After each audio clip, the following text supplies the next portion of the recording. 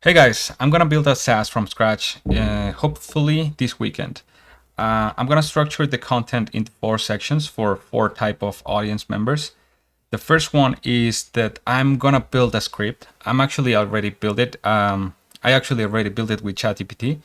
The idea is convert YouTube transcripts to structured data that the user wants. For example, me, I watch a lot of Jeremy Jans, which is a reviewer, a movie reviewer. Whenever I want to watch a movie, I go to the specific movie that I'm going to watch, and of course, I watch the whole video, but I want to see what rating does he did to that movie. But this is not the only reviewer that I watch. Also, Chris Tuckman, although he removed the rating system that he had. But the idea is that I give them URLs for movies, video games, books, even recipes. And I want a specific structured data. So the idea is an application called Tube Data that I'm going to launch as soon as possible because I want to move quickly. I don't want to spend too much time on it. Most of my SaaS apps fail, so I want to iterate quickly. That's the purpose of Rockstack, and that's the audience number 2, which is this video. So after the script, which I'm gonna open source on my Next.js gear repository, I'm gonna take that script logic and move the code to a Rockstack Next.js code base, and I will build the features so my users can submit URLs and create datasets. And this dataset, it will be at a public URL, like for example /d/Jeremy Jan's reviews, and there I will have all the results that I scraped from his video transcripts. And not only that, like for example, you can combine multiple creators. And why didn't I am I not creating something more general? Like for example, create blog posts for that? Well, I did some research and there are a ton of tools that dedicate to that. So I'm gonna dedicate this SaaS solution to a specific niche, which is create datasets from YouTube videos. And next, once this application is built, I'm gonna use my SaaS Rock code, and I'm gonna grab the Enterprise Edition, which is expensive, but I really like that I have their analytics, onboarding, and feature flags that I can implement, and in the future, like workflows. For example, I don't know, process a whole creator and do something with all the data sets. But anyway, and finally, of course, the fourth audience type is for actual SaaS customers. So hopefully none of you subscribe to that, because that means I'm getting fake users, if you know what I mean. I mean, the ideal customer for Tube Data that is like YouTube users. Yeah, any type of YouTube users that want to scrape data and have it in a structured way. Yeah, so let's get into it. I'm gonna show you the first iteration of my script. I created this repository called YouTube Scraper. I have on another window my Next.js gear, where I will create a separate branch that I will open source called YouTube to data, I guess. And I'm gonna update this current page that, if you haven't seen, this specific sample was using Vercel AI SDK to generate structured outputs. For example, I put the API key here. Let me grab it from here. It's not this one. I need to grab it from here. Generate a recipe for X, like for example, for spaghetti. How do you type spaghetti? And then I specify the schema, like for example, the name and the steps, and I get the properties of the steps, and then the ingredients, which is a complex object. So the whole idea is that if a YouTube video has multiple spaghetti receipts or receipts, I will have a table of all the receipts, and then on the columns, the data I want to scrape. And the script that I already built, let me show you, is this one. I have this index file where I send the YouTube videos URLs and then the specified language that I want the results in. And these are all from Jeremy Jans. Like, for example, this is, well, I'm gonna run all so you can see.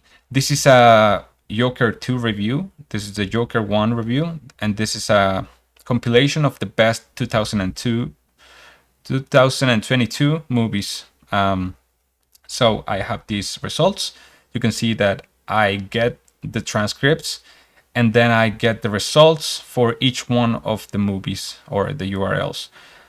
For example, the Joker 2 movie, I get this information, like for example, the thumbnail, and also the author, some keywords, and now the results. These are the specified schema that I sent. For example, the title has character development in Joker, and well, but actually this is a little off because I want each result to be of type 1 movie. Like for example, on the top 10 movies, you can see that I have multiple results. Like for example, Violent Night has a rating of 8. Although Jeremy Jans has its own rating system, that's one of the things that you are gonna be able to do, like specify this specific reviewer has this rating system. So you scraped that data. But anyway, you can see that movie number 2 is The Whale, awesome movie, and this is a rating of 9. So this is for the videos that contain multiple objects of your specified schema. And let's take a look at the schema. Here's my schema. Default schema. Here you can see it's a results object of type array, and then it has items of type object, and the properties are title, summary, tags, and the rating. And the rating, description, type, number. I don't like that the rating has, it's not actually of type string. So I guess it's, I can put rating from, let's try something from 200 to 400, just to see if it actually is listening to me. So it's scraping the transcripts, and I should have now a different rating. No, it's not working. Why is that? Let me take a look at this rating. Okay, so apparently I cannot send like a custom description. Like it's type of number, but it's not actually listening to it. Let me see the parsed schema. To string. I guess I cannot actually log it, but anyway, yeah, I cannot do it. Well, I can bypass that by, instead of specifying like the default schema, this could be of type enum, I guess. And the values, let's see if the rating system works for Jeremy, which is awesome-tacular. Awesome-tacular. And then it's I buy it on Blu-ray, and then it's a good time, no alcohol required, better if you're drunk, and then not gonna remember it in T minus X amount of time, and then dog shit, I think. Dog shit. Okay, let's see if this enum specification work. So it's not working. Error processing language, unsupported schema type.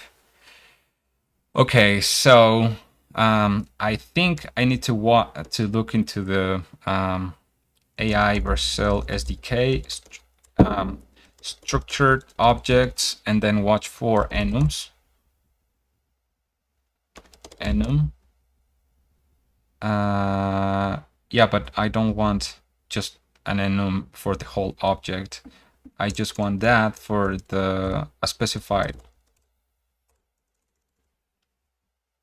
like this. Well, I guess I can pass the schema from SOD and it should work. But I want the user to be able to specify like a custom this rating system, you know? Schema description, maybe on the schema description, like instead of putting it like this, the values, put an string here, and the user should put from the following video transcript, this is the prompt transcript, and the rating system is, and I'm gonna remove this spacing and replace all of this with nothing. And let's see if that works. There's a lot of trial and error when you're working with AI generated objects,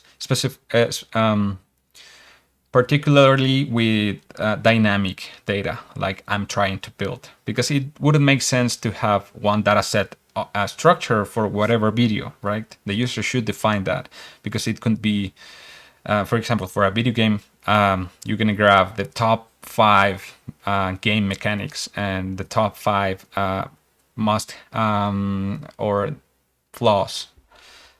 Now, let's see if the rating, okay, so now it gave awesome tacular to Joker. Let's see to the Joker number 2.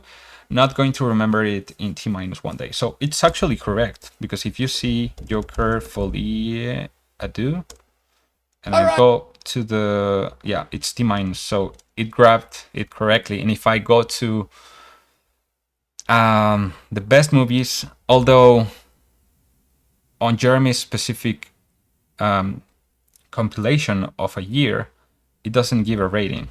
So I assume all of them will be awesome tacular. No. They're not all awesome tacular. I guess this is guessing it from what Jeremy said on this specific video. Yeah.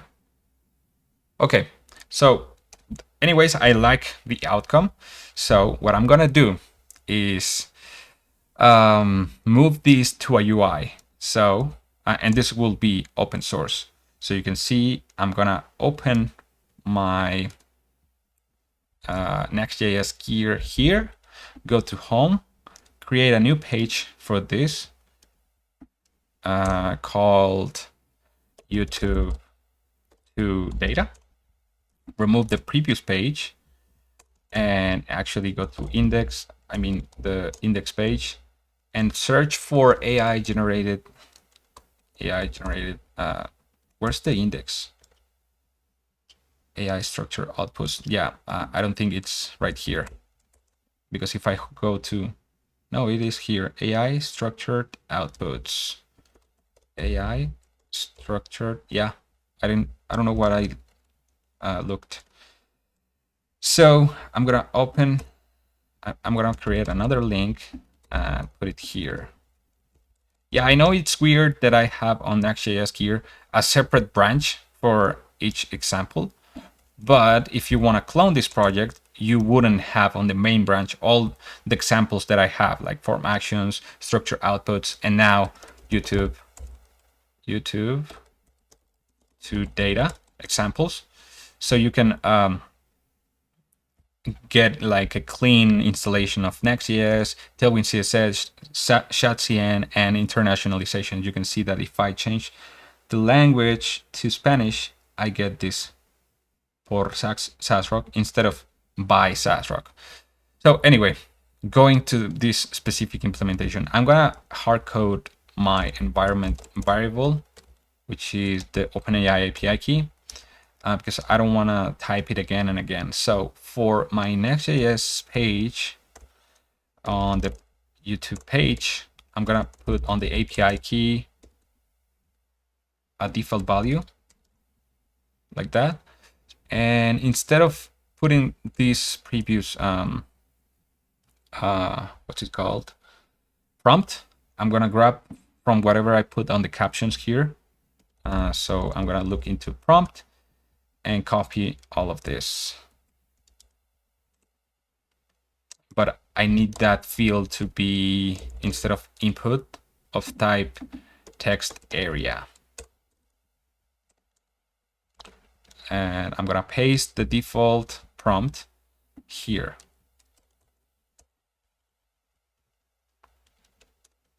So let's see. Extract data results. Yeah, the rating system is like this. So I guess I need another input.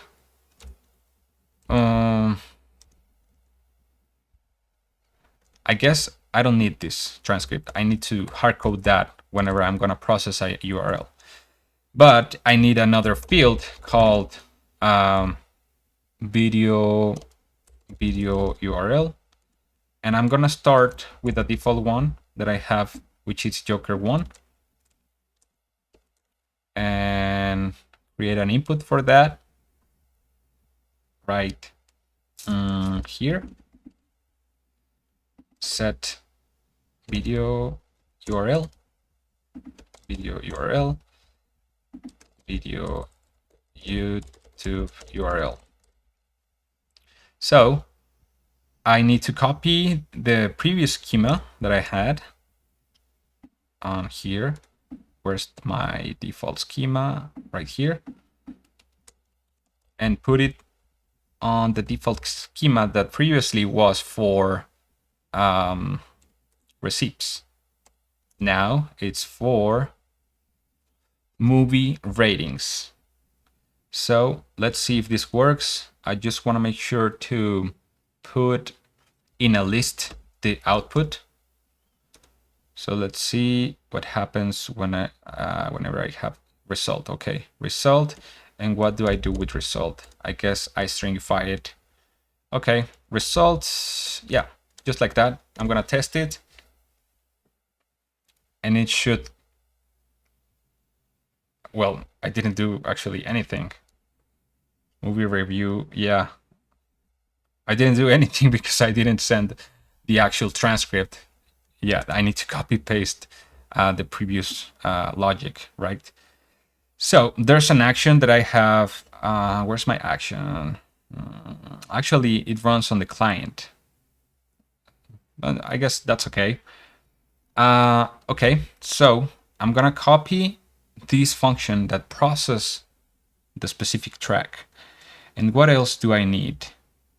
I guess these two functions, the captions, download captions, the clean text, and these two functions I copied from the other project, so I should have them over there. And I need to install the Slugify package and this one right here, YouTube DL-core. So let me do that. Install this package and this one as well to slugify the titles, because sometimes they have semicolon and that's invalid for if you're gonna save the transcript to a local disk. That's why I did it. And then install the Slugify. And now I guess I could put this logic captions in here, captions, like just do it exactly as I'm doing it right now. I kill it. Okay, captions. It's not, well, I don't like to write to the disk, because if you want to deploy this and it's a serverless environment, you need to actually access the temporary folders, and I don't like that. So instead of storing the scripts like I showed you here, the transcripts, I mean, I'm gonna store them in memory. So instead of putting it in a directory, I'm gonna save it.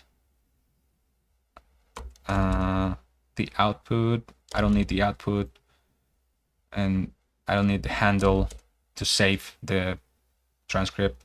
I don't need the file path.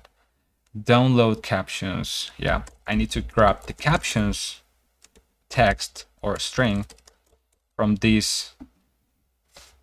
Where's my output? Actually, I don't need to save this because, yeah, this is the function that I'm not gonna call because I don't want to download them.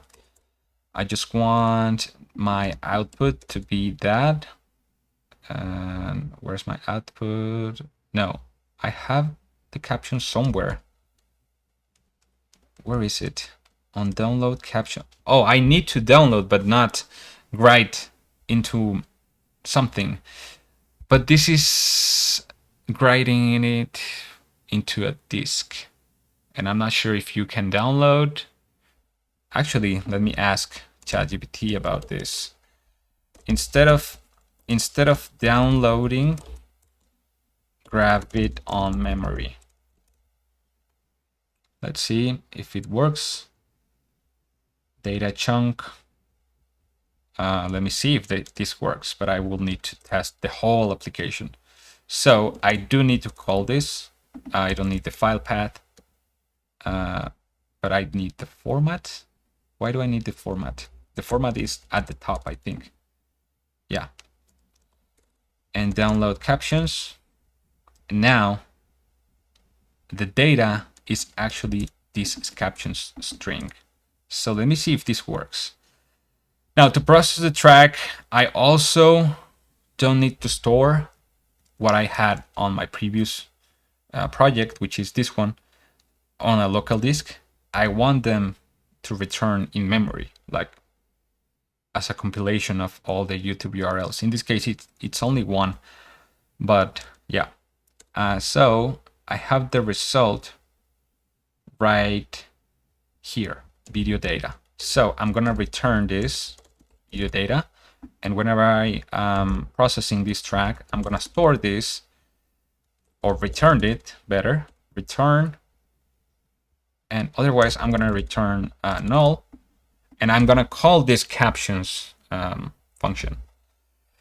Okay, so let's see if this actually works.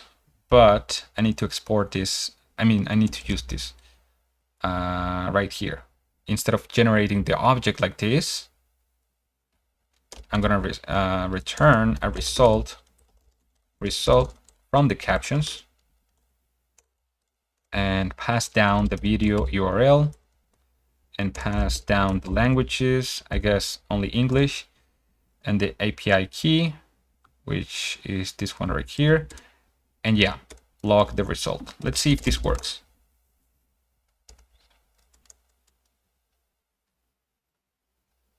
Okay.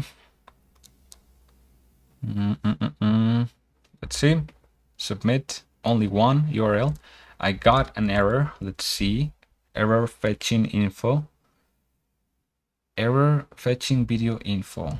What's this error? And then I get this window console error. Access to fetch at. Let me try again. I'm not sure what's happening. Maybe course related. Has been blocked by course no access control origin header. Yeah, I guess you had also encountered this type of error, and I guess it's this one right here, this function, but I'm not sure. So let me ask ChatGPT about this error. Can't I call on the client and then put the code and put the captions code as well? I get these errors, and I'm gonna actually copy all the errors. I know this is not ideal, but sometimes it's as easy as this. So let me see if it finds an actual solution. Server-side captions fetching. Okay, so it's suggesting me to call it from an action, but let me see if whenever I fetch Where's the fetch? No, I'm not fetching anything. Fetch captions on submit.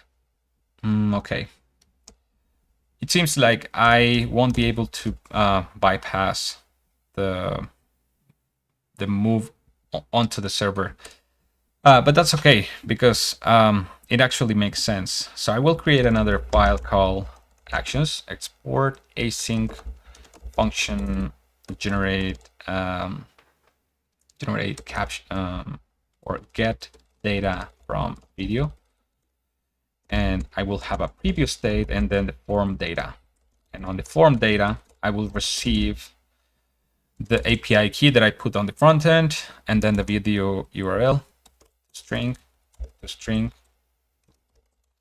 And what else did I need? The prompt.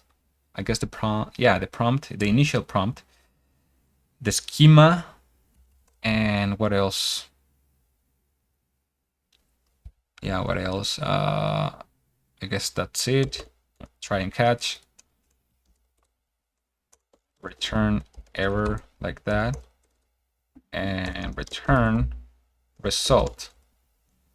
And success. Data generated. And this result, I'm gonna call await captions, this video URL, the languages, the API key. I'm gonna do a little validation. If any of these is undefined, I'm gonna return, and I need to actually pass the schema here because I'm not using it right now. So schema as a string. No, as a string. Yeah, I guess so. Because if you see here, and this is a strings, and I need to parse that on the server.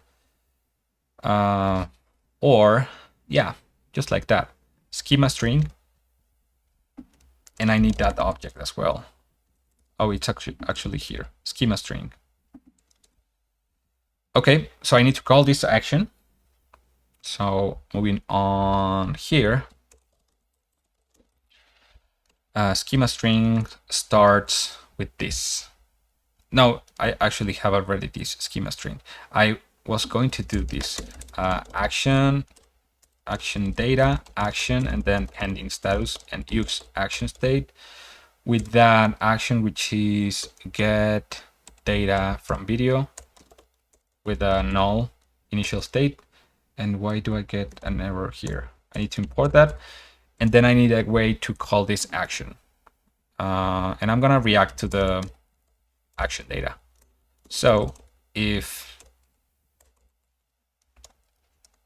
action data, if action data error, I'm gonna toast the error. Otherwise, I'm gonna set the result to whatever result returned, and toast the action data success message. Yeah. And instead of on the onSubmit manually call that, I need to call my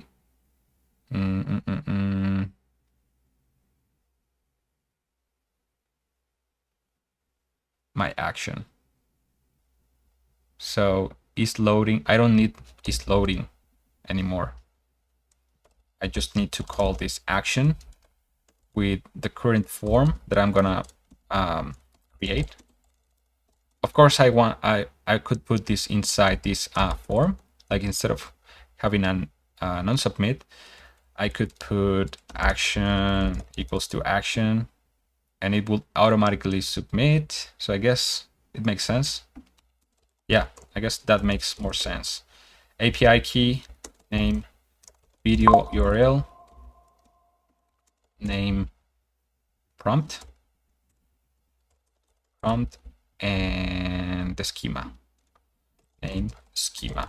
But this schema was on another name on my action schema string. Okay, schema. And I need to use this schema string to parse instead of using this default schema, I need to use whatever default schema JSON parse from this schema string. But I need to pass down this schema string on this function process. Okay, so everything is set up. Let me see if this works. And I no longer need this onSubmit function. So let's try again. I get an error here, I guess because I need to use client.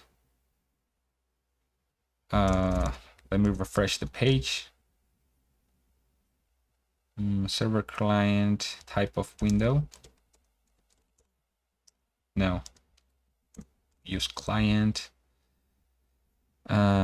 Maybe the action needs to be use server. No, I still have this error. I guess it's because of this form ref that I have. Form ref that I don't actually need anymore. Let's see. Or maybe because it's complaining that I put the method as post. Yeah. Okay. So on the prompt, I need to add at the bottom the transcript. So before testing it, I'm gonna put on the action here. I need to pass down the prompt. Also, I need this prompt of type string, and then pass down to the process track. And I'm actually gonna grab all of this into an object because it's starting to get big. So track, let me see if it auto completes. It's not doing it. So manually video URL, API key, and schema string. And what else? Prompt. And now for the prompt, where am I calling it? Here, extract data, and I'm gonna put the transcript here. So here's my prompt, the user prompt, and then the transcript. And let's see if this works. Submit. I'm having an error here, found captions. Oh, it did it correctly.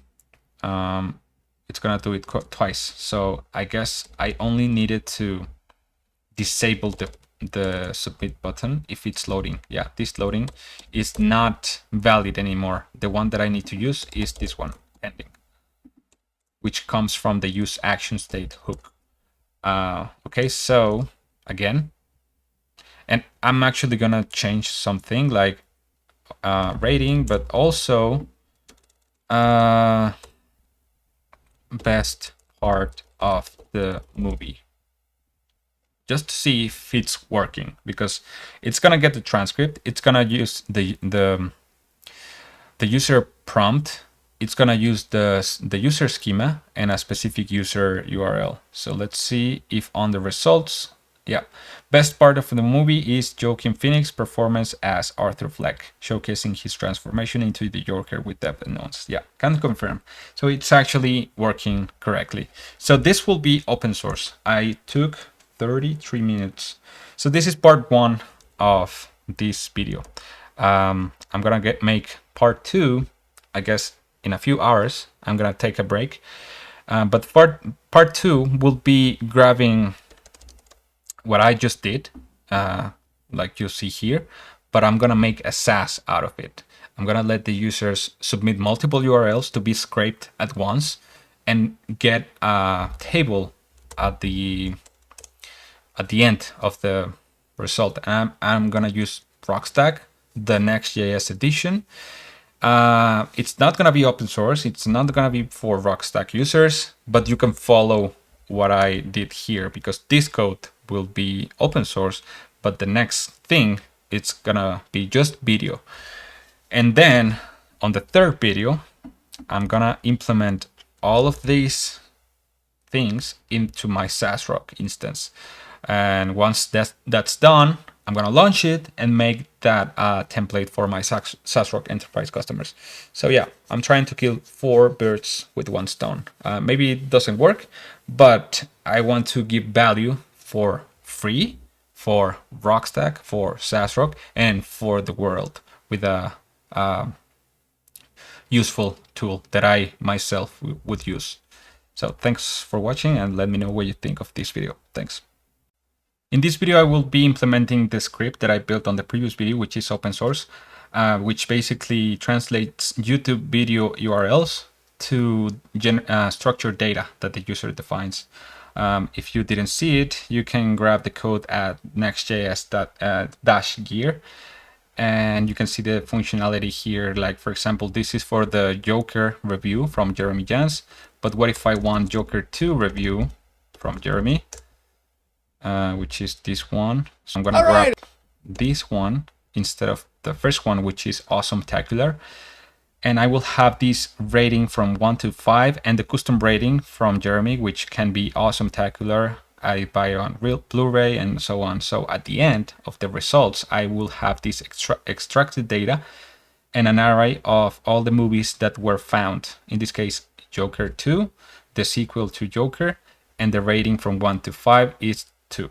And the rating is not gonna remember it in T-1 day.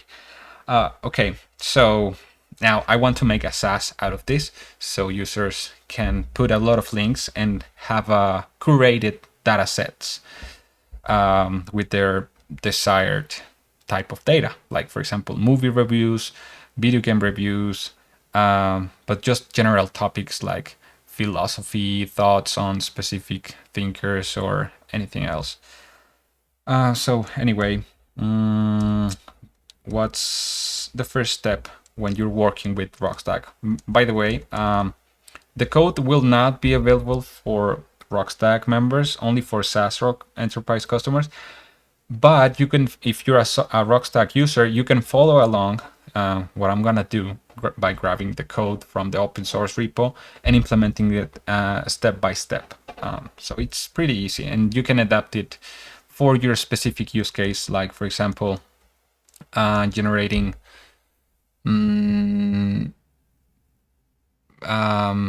structured data from PDFs, or structured data from spreadsheets, or from URLs, scrape the markdown content, and then grab specific things that you want. So anyway, I'm gonna create SaaS. I'm gonna click Create SaaS App and select Next, Prisma, and I'm gonna use Postmark, and Stripe is the only one that I support right now. This is gonna be called Tube Data, and yeah, this is the app name. My Postmark, I don't have one. I guess I can do that later. And then this is from email. I will have Alex from tubedata.io and Alex from tubedata. And I guess I should create a support email, but I will fall back to my business email, which is that one. And then the Stripe secret key, I'm gonna define that later. So in the database URL, I can put it later. Yeah, so let's follow these steps. I'm gonna open up a terminal, cd, I think it's Rockstacks, and then here, I'm gonna make a directory called SaaS, and here, I'm gonna clone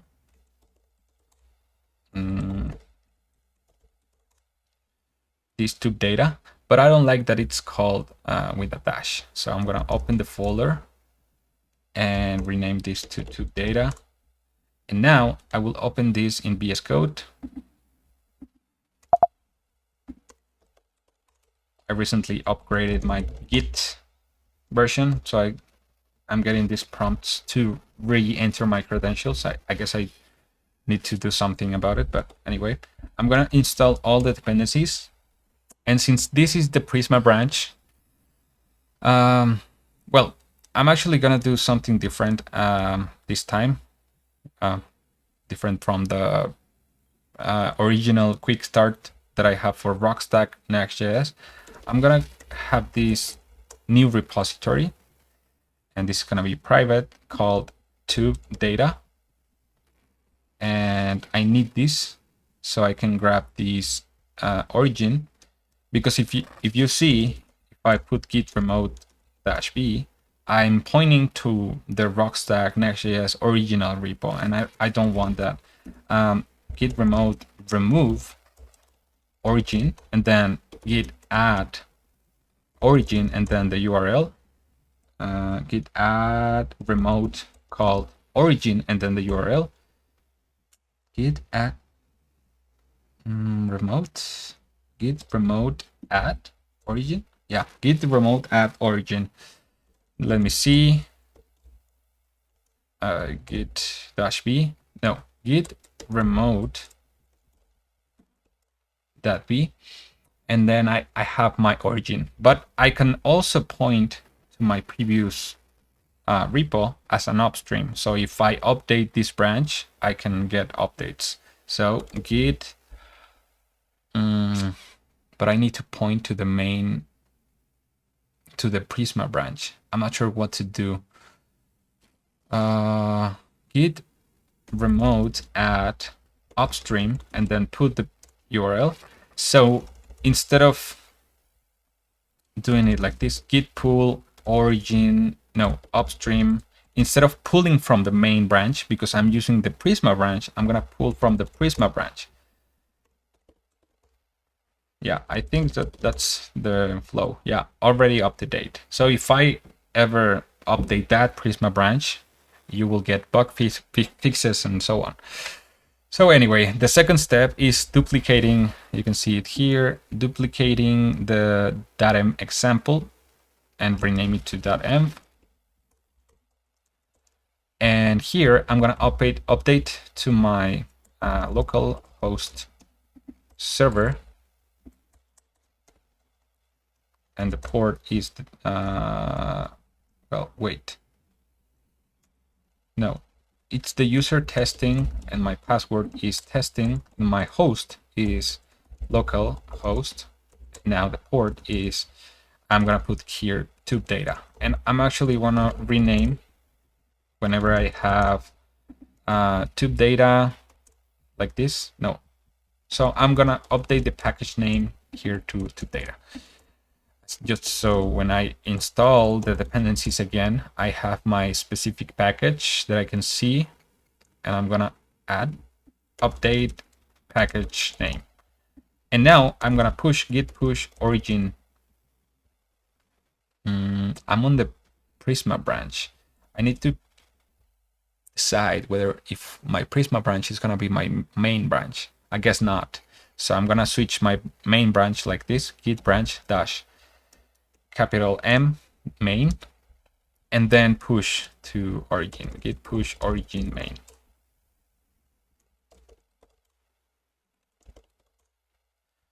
Okay, so if I refresh this project, it should be private, should be called tube data, and I should have this commit now that I updated the package name. Okay, so now I will update my app configuration like this. So I will go to app configuration, default app config, and paste it from here to here. So I have tube data, ORM Prisma, provider postmark, my email, my from name, and my support email. Now I can change also the theme color to be, I guess, red and maybe dark as the default scheme. Well, I need to run, since I'm using Prisma, it requires the database to be created. So I think I need to do these steps. npx Prisma db push. It's gonna create the tube data database that I just set, and then seed it. This will generate users and so on. So now I can run the app and see how it looks in dark mode and red. This is on localhost 3000 for the Next.js edition. If you're gonna do this on the remix one, is 3001. Okay, so full stack SaaS kit for founders. I want to replace this for something like extract data from YouTube videos, or create data sets. Yeah, create data sets with your personalized schema from your favorite YouTube videos, or from a set of YouTube videos. And the top text, it's not even used, but you can see if I refresh, I get, oh my god, I need to put always allow, and I was putting it allow. Okay, extract data from YouTube videos, and I don't actually want this image. So on my landing page, I'm gonna go to the blogs, and on the hero that I have, instead of having it like bottom image, I'm gonna put it like simple. So it's just the text, and maybe later if I have a screenshot, I will put it. And I'm not liking that it's so dark. Let me see how it looks in browse. Yeah, I guess browse and light mode is okay. So I'm gonna go to themes. This is light and browse. So that's the default theme. Now I want to remove this product hunt, which is the launch from Rockstack that I did this week.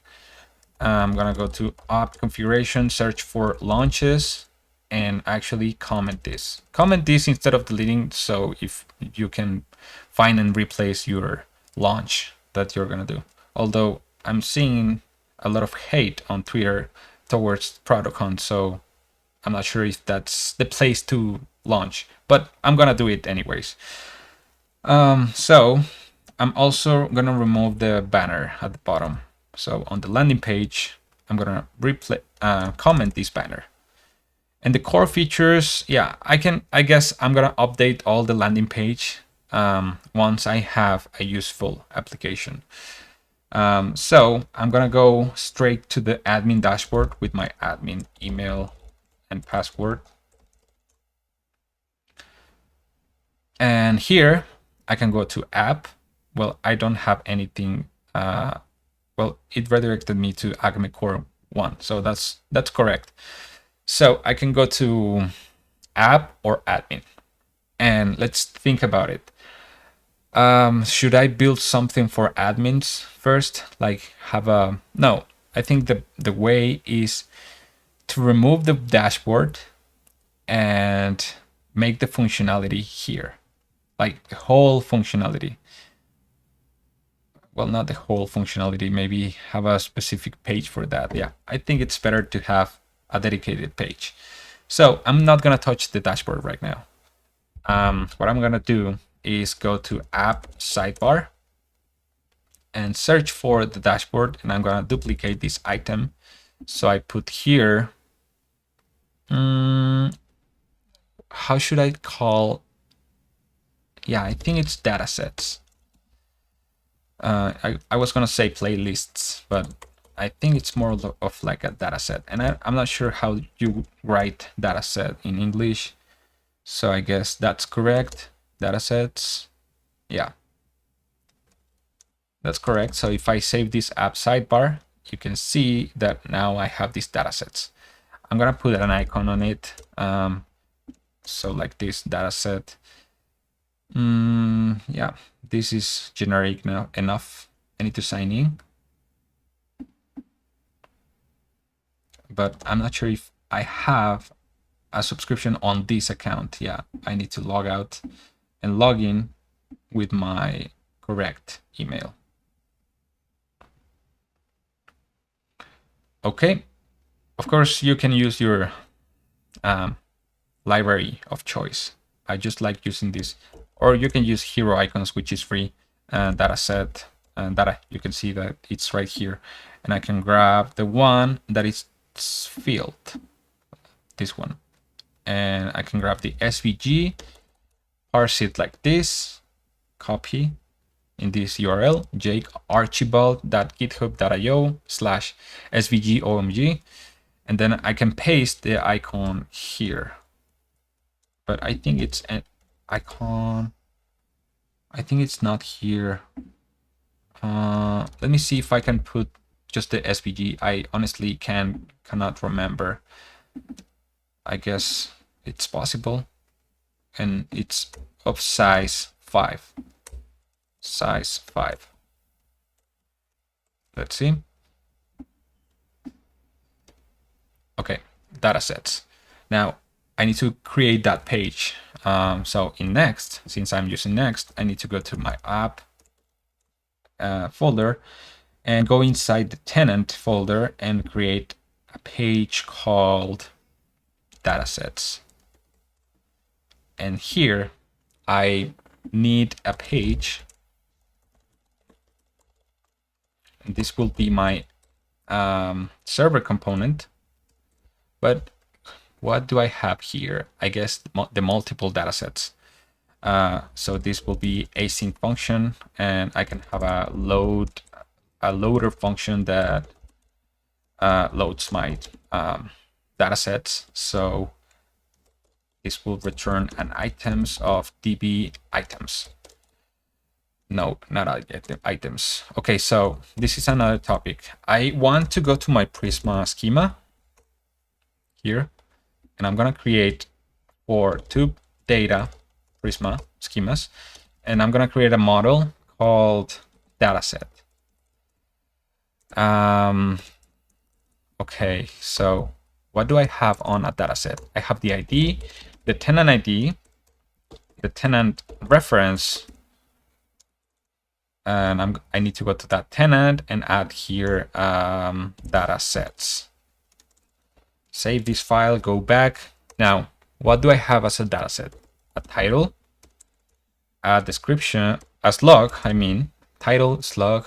Yeah, description can wait. I just want the minimum. Title, slug, and the items, I guess. And the items can be of dataset item. Model dataset item. So the dataset will be like the grouping of the generated data. So I will have here the schema, which is of type string, or I guess I can use the Postgres JSON field, but yeah, string is okay. So if you want to use SQLite in the future. What else? What else do we need on here? Let me run this. Well, let me actually go to the page and go to the form.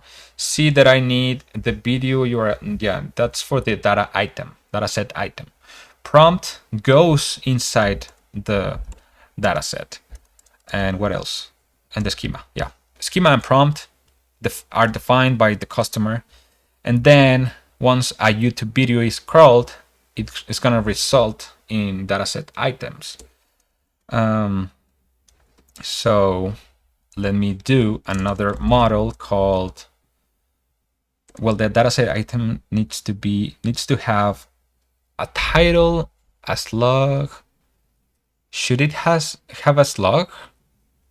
I guess, well, I'm actually gonna put unique on a slug. So if a slug is taken, no other tenant can take it. Because, give me a second. Where was I? Where was I? Oh, the unique, yeah, unique slug. Now, the dataset item is, for example, the movies could contain, all objects can contain a title, a slug, and the custom data that the user defined. And the data can be of type JSON. And here, I'm not sure if I should use JSON. I don't like tying things to a specific provider. Like what if you want to use SQLite and Turso for deployment? Yeah, I'm gonna use string because I'm not gonna use anything fancy with the JSON anyways. I'm just gonna render it. Yeah. I'm thinking if I should have like custom fields, because let me show you. there's a feature that I implemented on Rockstack called dynamic JSON fields. Let me show you this form. If I go to forms page, you can see that on my component, I'm rendering a specific set of properties, dynamic properties. For example, I can pass this. My string is of type string. And if I save this, you can see it here. So I can use this existing functionality to allow the user to create a complex schema. But I don't want to get into the rabbit hole of creating a whole database library. Just so you know, for example, on SaaS Rock, I have this entity builder where you can create exactly what I'm mentioning here. Like, for example, an entity called employee, and then put all the custom properties like first name, last name, email, salary, status, photo. And you can see this status is of type options, and this photo is of type media. And it's actually putting as an image minimum length of 1 and max size of 2. So I don't want to get into that kind of rabbit hole where I stop my development speed for that. But I guess I could support like some simple types, like, for example, strings, numbers, booleans. Yeah, like only these 3 fields could be enough. But what if I want a property, like, let me go back to my example. Do I have it open? No, I don't. To the example where I specify the custom implementation, the custom data for a movie review, it has a results object. And that each result has tags, a rating. But what if I want like chapters? And the chapters could be of type array and give it a title and a description. That's not a simple custom property, right? So if I let the user to create complex properties, I would get into that kind of rabbit hole. But I guess I do need the predefined schema, because although the user will define the schema, I need to have the title of that schema to access that value and render it in a table, you know? So I guess it's gonna be that way. I cannot escape that. Otherwise, what's the value that this will provide if it will just render ugly data in a JSON format, right? So I'm gonna have the raw data object here, and I will have attributes right here. And this is an object, but this will be tied to the properties. So properties. This will be like, for example, an array of what I was telling you, like string, excuse me, and so on. And this will contain the actual values, like, for example, type, name, the actual values. Like, no, this is not an array. Name, John Doe, and like that. And this is highly tied to the properties. Oh, what is happening to my voice?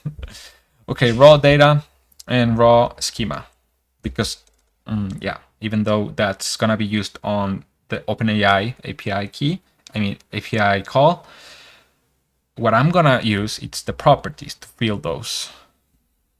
Yeah. Should I? Let's see how it turns out. So I have my dataset and my dataset item.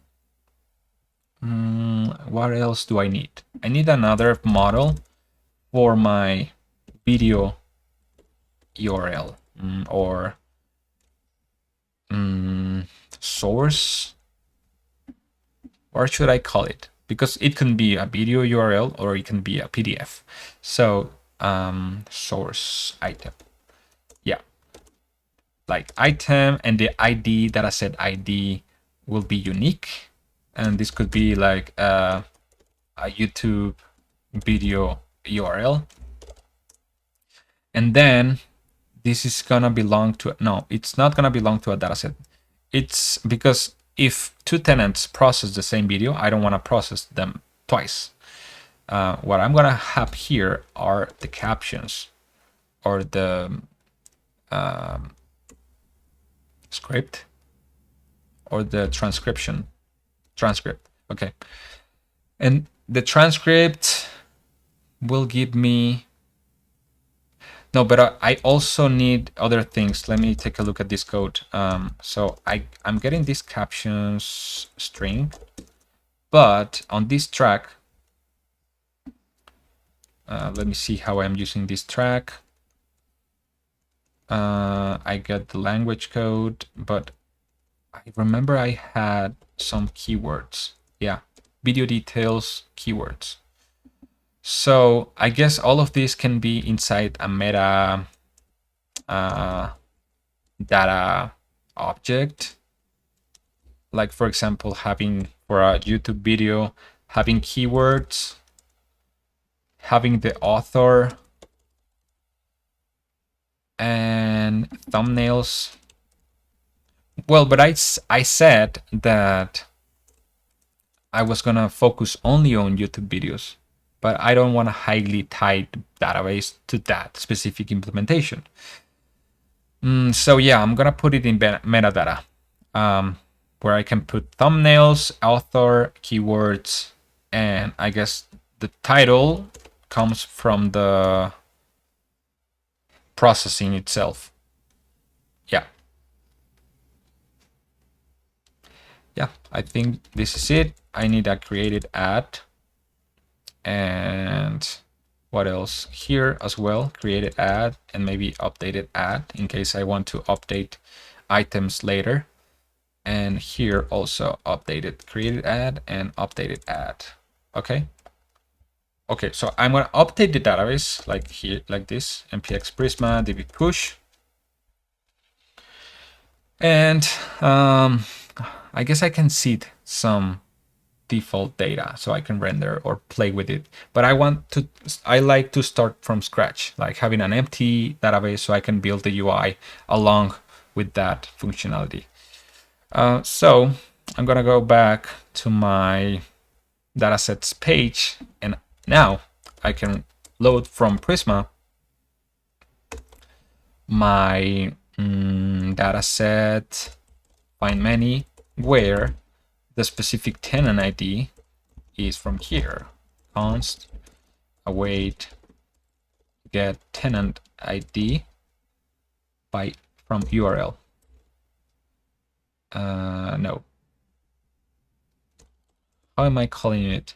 Let me see. Yeah, I need first the tenant slug, required tenant slug that comes from the parameters, actually from the headers that are overridden on the middleware. And then this is because if I want to use this on an action, I already have this way of this tenant is doing this specific action. So it's gonna validate that. Okay, so require tenant ID from URL. And actually, I'm gonna protect this route the same way that I do like this. Instead of verifying a specific permission, I can put this function called require auth, and then passing down the tenant slug. So this function will protect this route, so it's not callable by an API that it's trying to access this specific tenant datasets, and do the same thing for an action. But anyway, I'm gonna return these items like this in case I wanna return something else down the road, and then access those items here, await from the loader. I mean, this is data, and I got used to create a separate component file that is gonna be of type use client, export default function. I'm not gonna give it a name because I'm only gonna call this function on the page. And the data will be of type items of type dataset. And I'm gonna grab that from the Prisma type. So I'm gonna render an index page layout with a title datasets and put here a table with the items from the data, and the headers will be the name. I don't need this name, I just need the title. What do I have here? The title, and I guess the slug. So I'm gonna grab this inside a div. I'm gonna make it flex call so I can put the slug at the bottom. So this can be font medium, and then at the bottom put the slug. And I need a page where I create this /d/ and then the slug, so I know I have all the data sets available there. Well, I guess one of the things I can add to a data set is whether it's public or not. And I'm gonna define this as default to goes to false. I'm gonna update the database so it's reflected. Class name. Yeah, I don't think I need a class name for this unless I make this a link and put the ahref to that page. Item slug. And actually make this as target blank. So it's opened in a new page. And hover underline. Okay. And I also can put no, not the description. Let me see. The raw schema. Yeah, I guess I do need a description. I'm gonna put default to empty. Yeah, not default.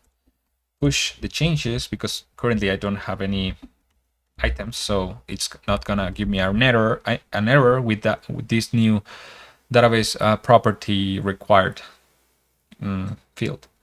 So now I can render the description, and I can add another one with just the actions itself. So title nothing.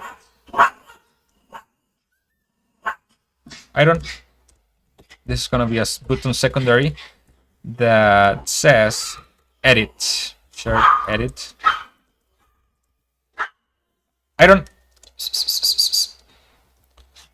And this is not gonna be at this route. It's gonna be at the edit route of the specific. So I can use the params. And what I like to do is grab inside a URL utils, get current tenant URL. No. Current tenant URL. Let me see. Yeah, like this. And I pass down the params and then the specific page that I want. And in this case, it's datasets and goes to this ID, item ID. So I need to import params and this translation function at the top. And since this is a use client function, I need to grab it from this function. Otherwise, when you're using server components, you grab it like this, await get server translations, like that. But this is a client component. So I also need the params, use params from Next. Okay. Now I want to render this component and pass down the data. And yeah, I can have my action here to create another data set or to edit it, but I guess I need another page for that. I just want to see how it looks. and if it's actually running. So I'm gonna go to datasets. It's still compiling, I guess. Okay, so I have my datasets. I currently have nothing. So I said that I could create a first few datasets, but no, I'm actually gonna build everything from scratch. Okay, so in the buttons section, I'm gonna show you. It appears here. I'm gonna add a button primary that redirects to the new route. But I don't think in Next you can actually do this. Let me see. New, what? Yeah, it's not redirecting me to. It's not appending to the URL. I want datasets/new, and this is giving me /new inside the current tenant. So I need to do the same thing that I did for this edit route. Okay. Datasets like that /new. Let's see. Okay, so I need to build this page, the actual new. Okay, it's gonna be inside here. It's gonna be called new. I'm gonna copy paste the page and component, and I need not an index layout. I need a new page layout because that's a smaller screen you're gonna see. It's like shorter. So here I need a form that creates the dataset. Actually, the exact same form that I had on Next.js gear on the page. I'm gonna grab all this form and put it inside instead of the table like this. And of course I need all of this, but let me think. I don't need that data, right?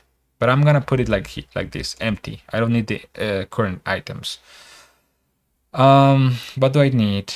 I need to change the title to new dataset, and I don't need this button.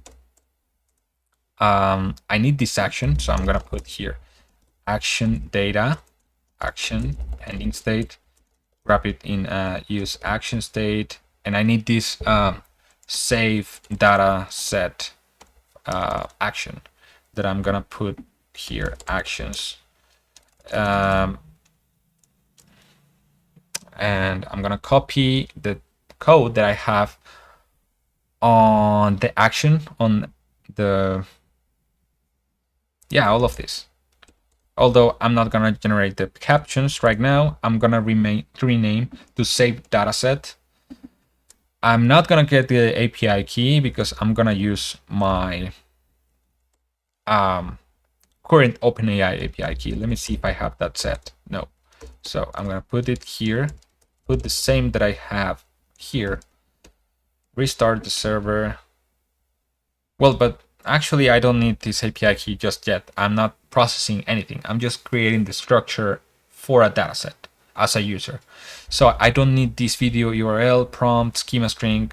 I mean, I need only prompt and schema string, but also a title, slug, and what else? Maybe the description. Did I set the description? Yeah, I did. And whether it's public or not.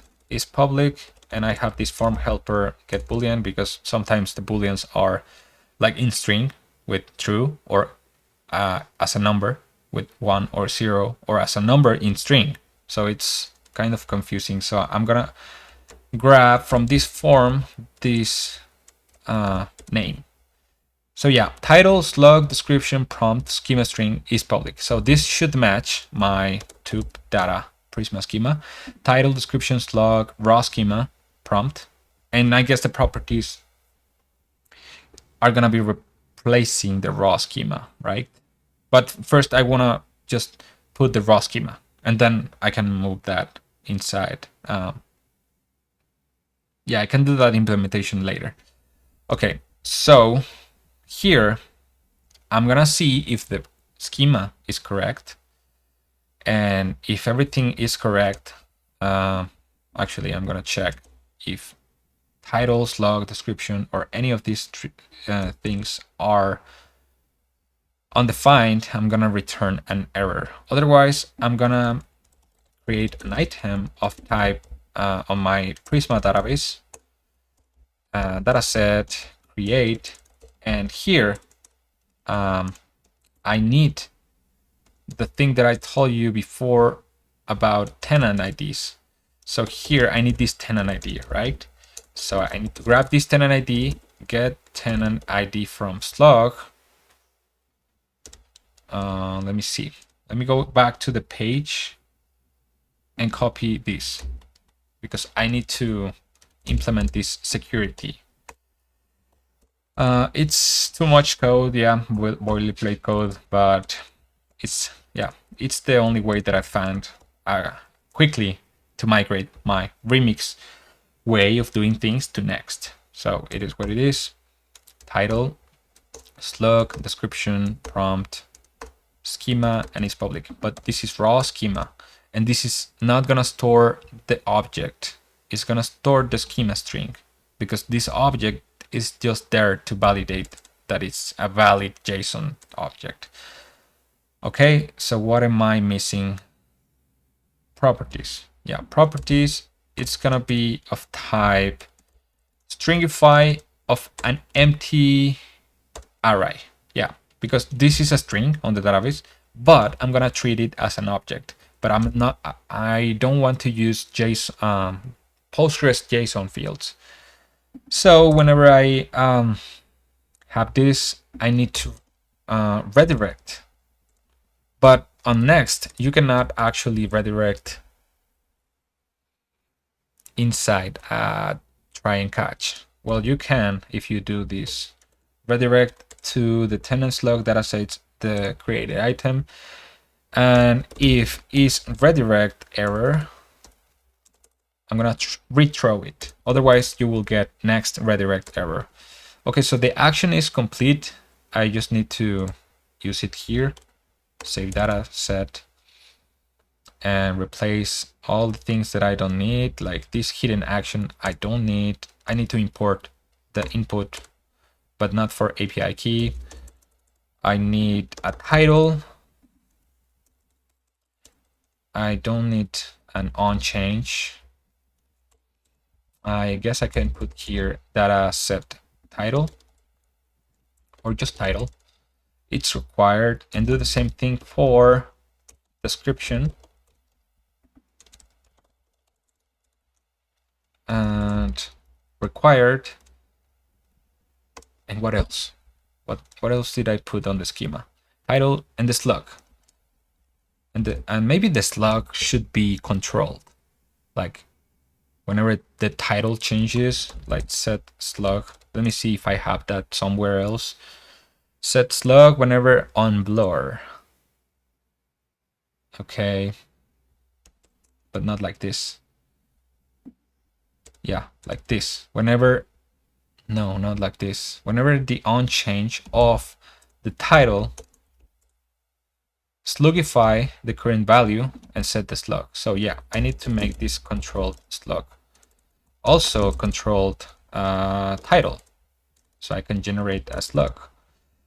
And then here put the value of the title and on change set the title to the current value target and have another for slug. Yeah, and it's gonna be required also. And it's gonna throw an error if an existing data set with that slug exists. Slug. It's gonna be controlled, so I need to set this value on value change. Yeah, just like that. And I need to react. Well, let me finish the inputs first. So the prompt, it's a text area. It's not gonna have an initial value. It's gonna be of type. I'm thinking that whenever the data set is gonna be updated, I need all controlled inputs. So instead of having it like this, I'm gonna have a state and set state and initialize the values like this. And this is gonna come from the item. So I can make another form that I can reuse. And I definitely need that. So I'm gonna go to modules and create a new folder called tube data. And here have a components folder, components, and maybe services. And here, data set form. Export default function. You're gonna see why. I can receive an item of type data set or null, and here render the form and the action actually. But the action depends on whether I'm creating it or I'm updating it. So I guess I can pass down the server action like this, server action, and yeah, copy and paste all the code that I had here.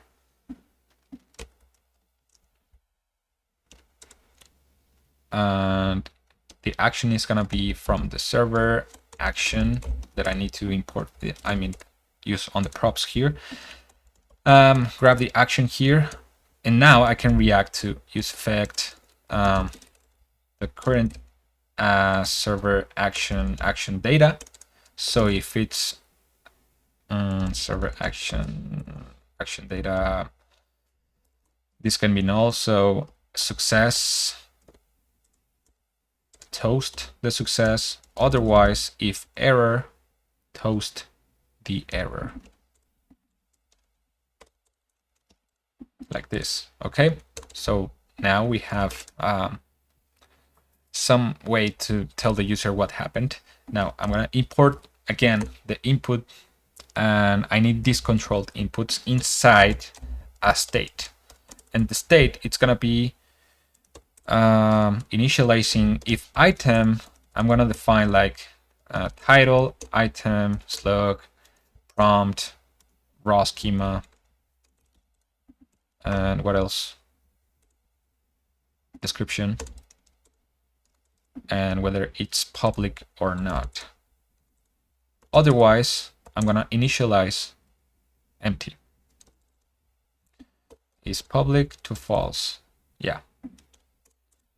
I guess you can do either this or like this.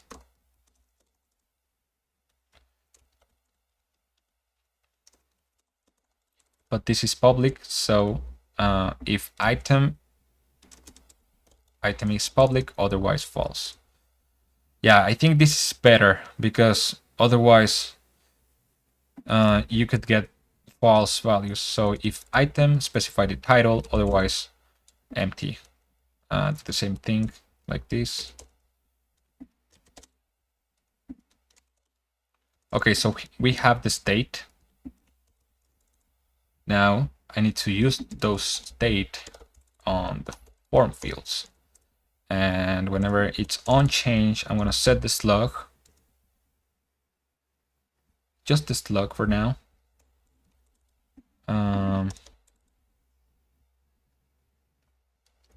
Yeah, set state and set the title and the slug whenever the title changes. Or I guess this could be on blur. Yeah, because what if the item is already defined?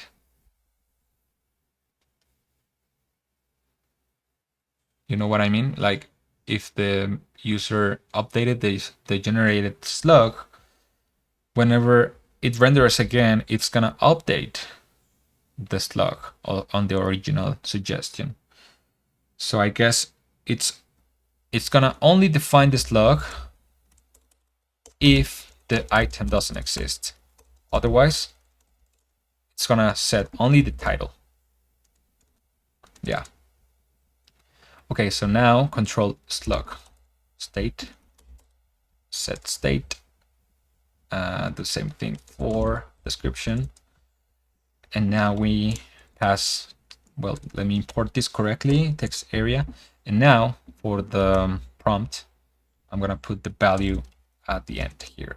Value and set state. And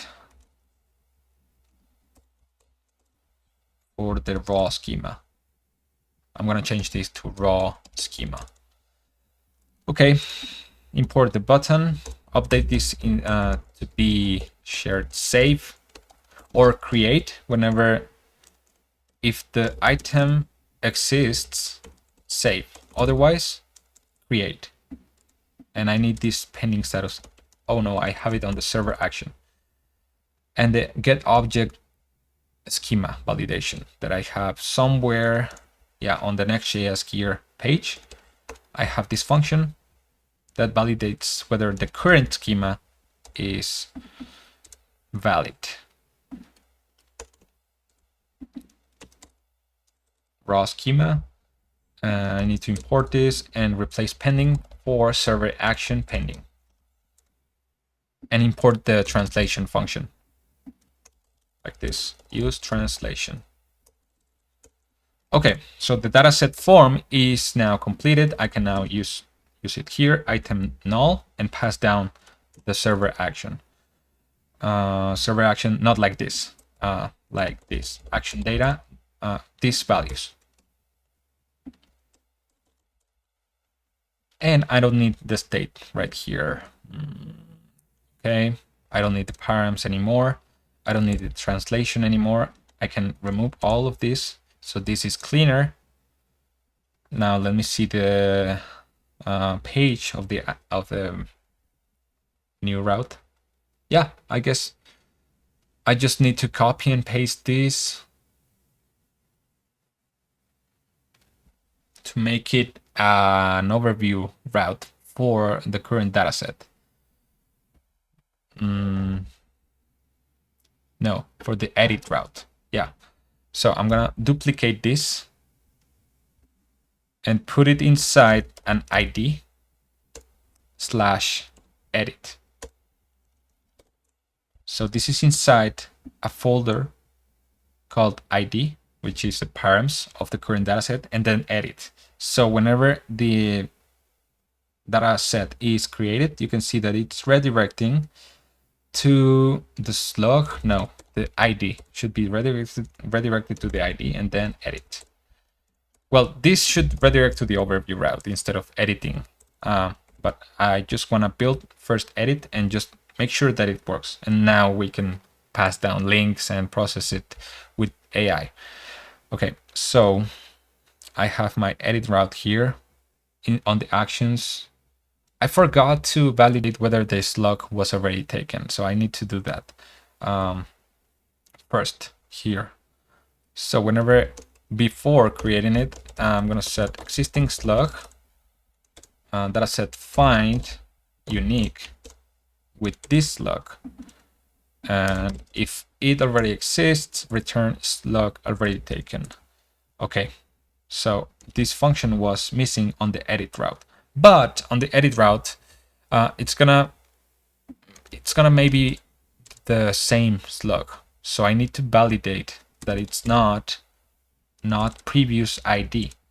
This previous needs to be like, I need to grab the existing item from await, Prisma, dataset, find unique, where ID, and I need this ID. So I need it from the form, I guess, or from the params. Yeah, but this is a form action. I don't have access to the params. So I'm gonna pass on the form itself. Okay, so whenever I'm checking the existing slug, I'm checking whether if it's existing, but it's not this item. This item cannot be, what's the problem? Oh, it's because I'm creating this item whenever I create it. So I'm gonna remove this and specify it here, update where the ID is item ID. But if this item doesn't exist, return dataset not found. Yeah. Now I can check that find unique, find many, where it contains the updated slug, but it's not the current item. Yeah, I guess that works. And we're not gonna update the tenant. We're updating the title, slug, description, prompt. Yeah, all of this is correct. And maybe not the properties right now. And whenever it's saved, I can redirect to the overview route that doesn't exist right now. So I'm just gonna revalidate the path, the current path, which is ID and edit. So yeah, and return success. Dataset updated. Okay, I don't need this anymore, the tenant ID, but I need the slug to validate the specific, to protect the current action. I not using the schema object. Yeah, so I guess I just need to do this, parse it and remove it from the two actions. This object is not needed because I'm just putting it inside a try catch to see if it's valid or not. Okay, so on the edit page, I do need the current item, not the items. So find unique, where the ID is from the params ID. I need these params that comes from this iServer component props that I built. But this contains like params, search params, children, like it's typed things that you can receive from a server component. So you can pass down these props and use the params ID, and this can be undefined. So if the item doesn't exist, I'm gonna return a redirect to the datasets, or I can return an error, but yeah, maybe redirect is better. And now what happens if I don't return an item? That's wrong, because on the component, I need to use an item of type dataset. Need to import this from Prisma client. So on the dataset form that I'm using here, I'm passed down the item, and it's not new dataset, it's title, and I can put it like this: title dataset equals to the current data item title. Okay, and it's not saved dataset. It's well, I guess it's importing on the right location, but I'm gonna rename the new action of new dataset and update the component. I mean the component, and replace this to new dataset and go to, so I don't make wrong imports. And this save dataset is gonna be used correctly.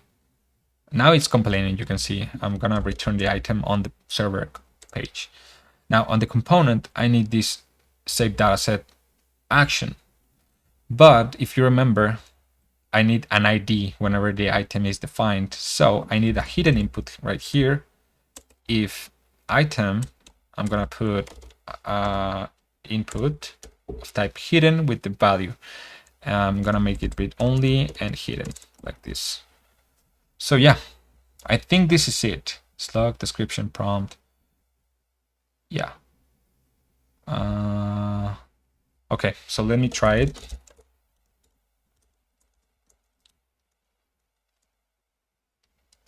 One hour.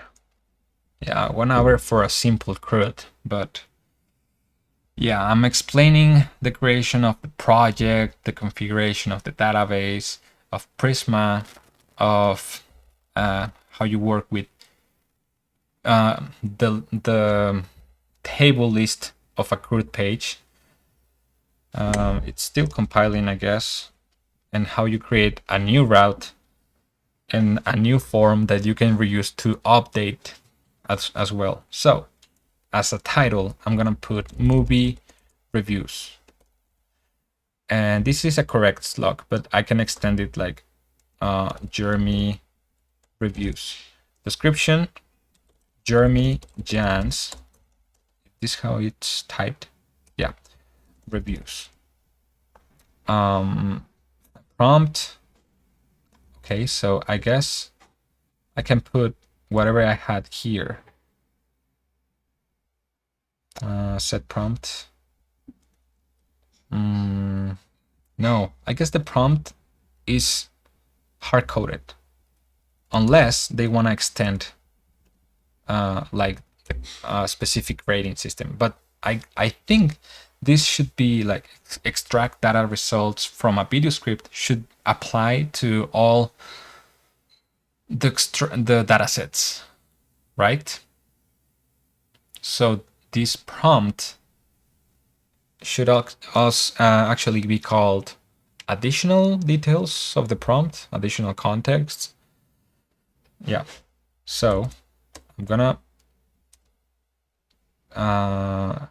remove this.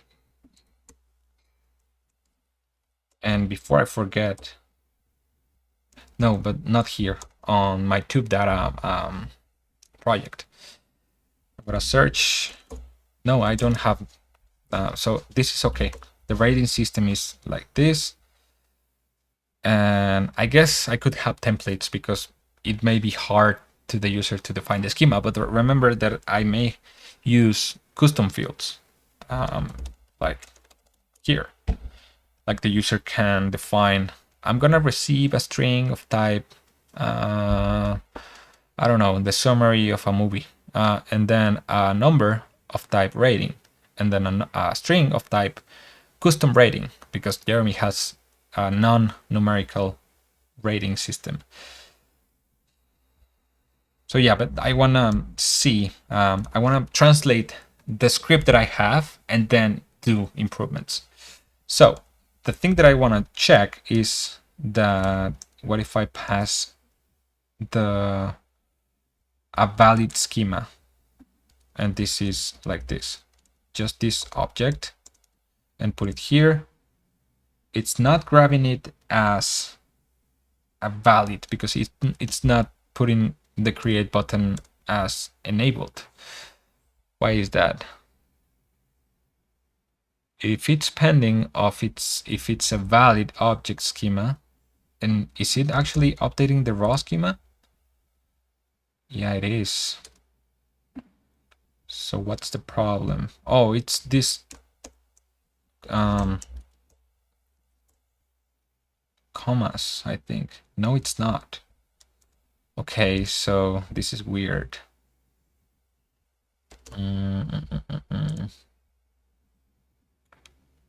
Yeah, I think there's a difference between copying an object and stringifying it. So I'm gonna stringify online.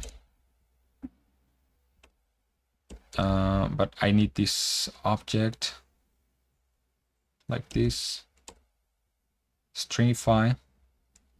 Let's see if this works. Okay, but I don't like defining it this way. But anyway, I'm gonna create it. Missing required fields. Okay, so all of this for nothing. Missing required fields on the new route. So, okay, so it's... Oh, and I also need this form, but what was the error? I have a title, I have a slug, a description, a prompt, and a schema screen. Yeah, this is called raw schema.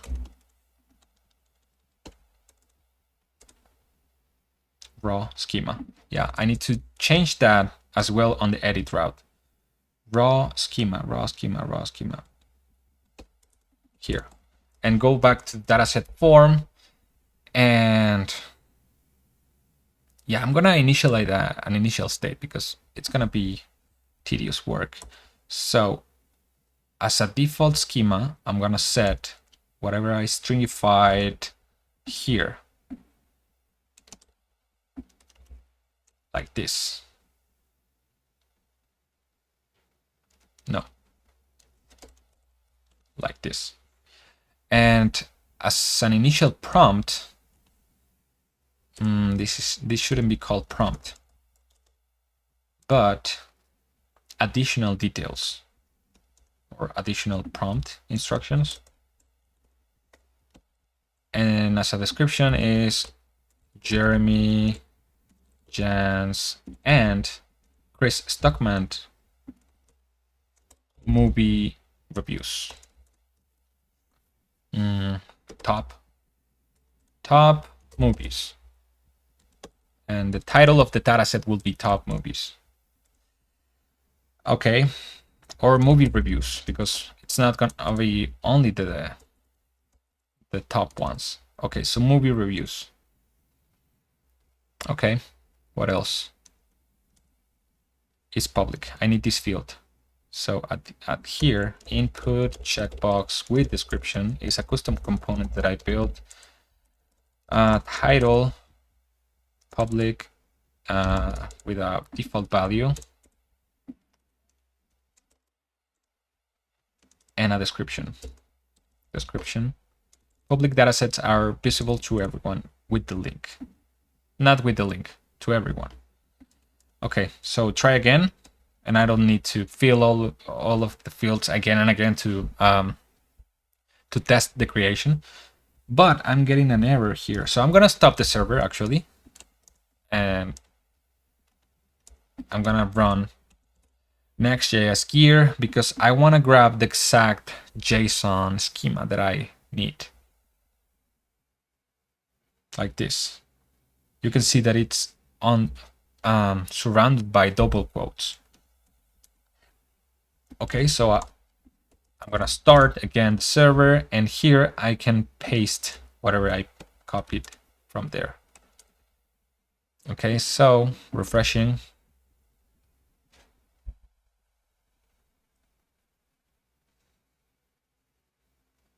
Okay, it's gonna be public. I'm gonna create it. Okay, you can see that I was redirected to the edit route. And if I change it to movie reviews 2, and if I save it, slug already taken. Yeah, that's weird. Let's see. Let me log. Well, I'm not having an undefined item because it's finding the current ID.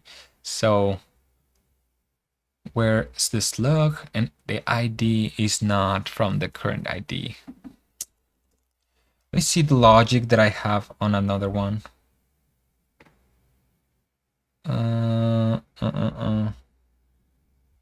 If it's tenant slug already exists, no, not there. Yeah, I'm failing at simple logic. Just give me a second. So on this, well, actually, let me refresh here and try that. What happens if I create a new route, a new dataset with that slug? So this is correct, but whenever I want to update this dataset, the link is wrong because I want to edit, and this link doesn't goes to edit. So I'm gonna go to that component, to my table, and go to this link and add here, edit. So whenever I click here, edit, now I can edit it. And this is the thing that is failing. Slug already taken. Why? I guess if item slug is not the same, check it, right? Dataset updated. Okay, so I can update the name.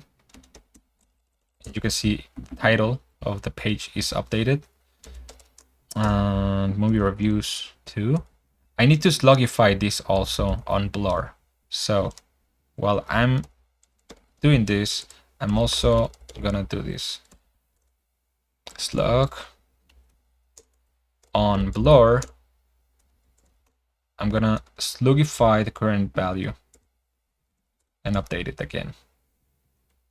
So you can see it's fixed. So you cannot have like spaces. You can see. Okay, refresh the page, resave, dataset updated. Okay, so now it's fixed. Slug already taken. Why? Why is that? Slug already taken if I update. slug. Okay, so let me think. I'm getting a valid slug, and I'm checking if this slug exists not on this item. So let me see. Console log item slug and the current slug, and let me put the existing slug item. Existing slug, find many. Oh, it's find many. So I need to check whether this has more items, and I need to do the same thing for the other action. Existing slugs. No, but it's not on this case, because this is finding a unique one. And on the edit, I'm finding every slug. Yeah. This should work. Saving it with the same slug works, but if I save it to another slug, also works. And if I create with that slug, another one, I should get an error. Okay, so this works. Now we need an overview route. But I'm gonna take another break. So this is part 2 of the series that I'm building. This is for my Rockstack dev customers, so they can follow all the things that I did here. And yeah, on the next video, I will be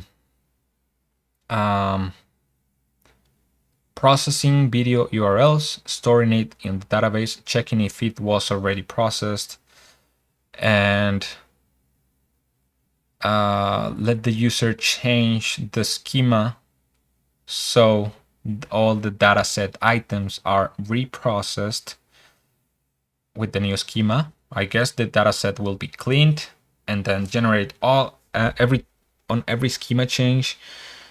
Or I guess the schema change shouldn't change ever, but the users will be annoyed if they can't update the schema or extend it. But they will also be annoyed if I delete all the dataset items whenever there's a schema change. So I'm not sure what to do. I guess a warning that says, you're about to change the schema. This will affect the current information that you have. So it will be wiped out and it will be regenerated again. And for every dataset item generation, it will cost them a credit. And I guess I could put like 1,000 credits per $9 a month, or a lifetime deal of $100, and you get I don't know, 50,000 generations. I'm not sure. AI is cheap, but I need to maintain some profit for at least the database and hosting costs. So anyway, see you on the next video. All right, guys, let's continue building tube data.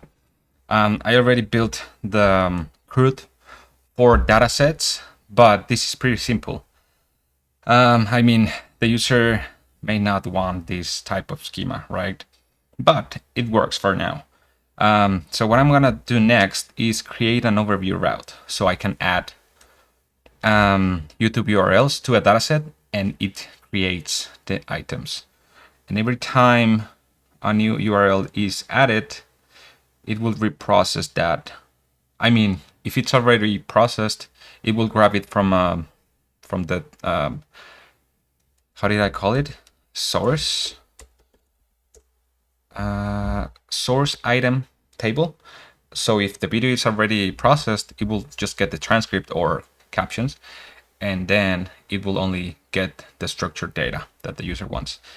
Okay, so for the overview route, I will be copy and pasting the one that I did for datasets ID, edit. So instead of edit, I will copy this actions component and page onto the ID specific page. So the root of the ID param is the overview route, Right now it's the same because I copy pasted, but I guess this should be a table of the dataset items and a button to go to edit. So on the component, this is not a new page layout, it's an index page layout. I will only put dataset and equals to title. And here on the buttons, I will add button secondary, I guess, to, and I need the URL for similar to the one that I have for edit, but for edit. So I need this translation function, use translation because this is a client component.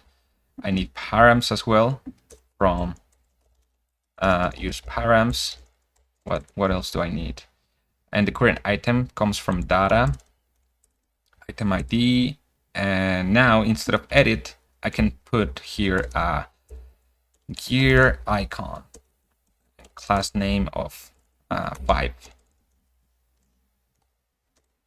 And I'm gonna remove the margin right. Let's see how it looks. Okay, so it's not a dataset form, and it's actually not it's not a dataset form, it's actually a table, simple. I'm gonna get the items that come from dataset items. I need to create this on the page.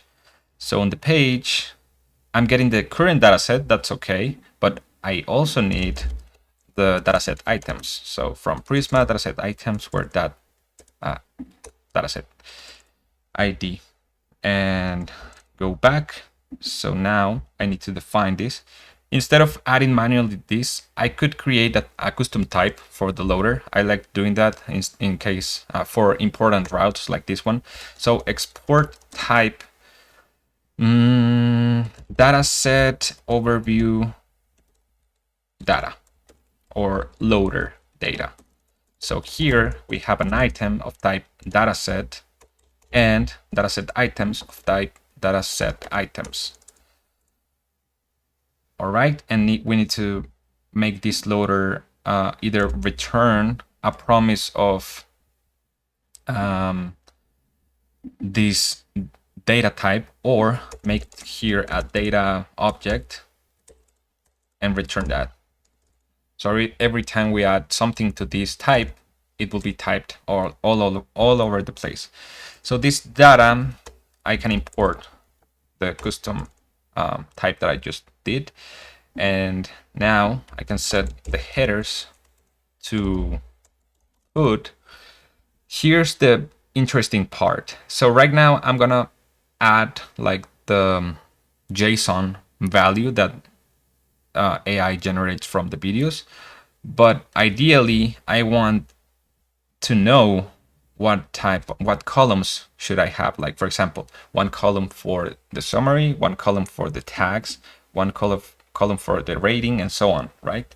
So that's the ideal solution. But right now I'm just gonna put whatever the dataset item contains on every one, like title. Slug is not required. This is just in case you want to build a page for a specific data set item, like a movie review. So it's a title and the raw data. Later I can add the attributes like I just told you. So it's the title goes to title, and the value I'm gonna grab it from like that. And I'm actually gonna do the same thing that I did. Well, no, I was gonna put the link for the slug, but now that's not important. So I'm just gonna put the raw data or the generated data, right? This is a placeholder. I have a component called show payload where on the description I pass the JSON stringify data. Well, it's already stringified. If you can see, this is of type string, so I don't need to stringify it. But if I want it to look good, like in a good format, I can parse it and then stringify it like this. And then, yeah. So I guess I need a title, or what else do I need? Oh, this goes on the payload.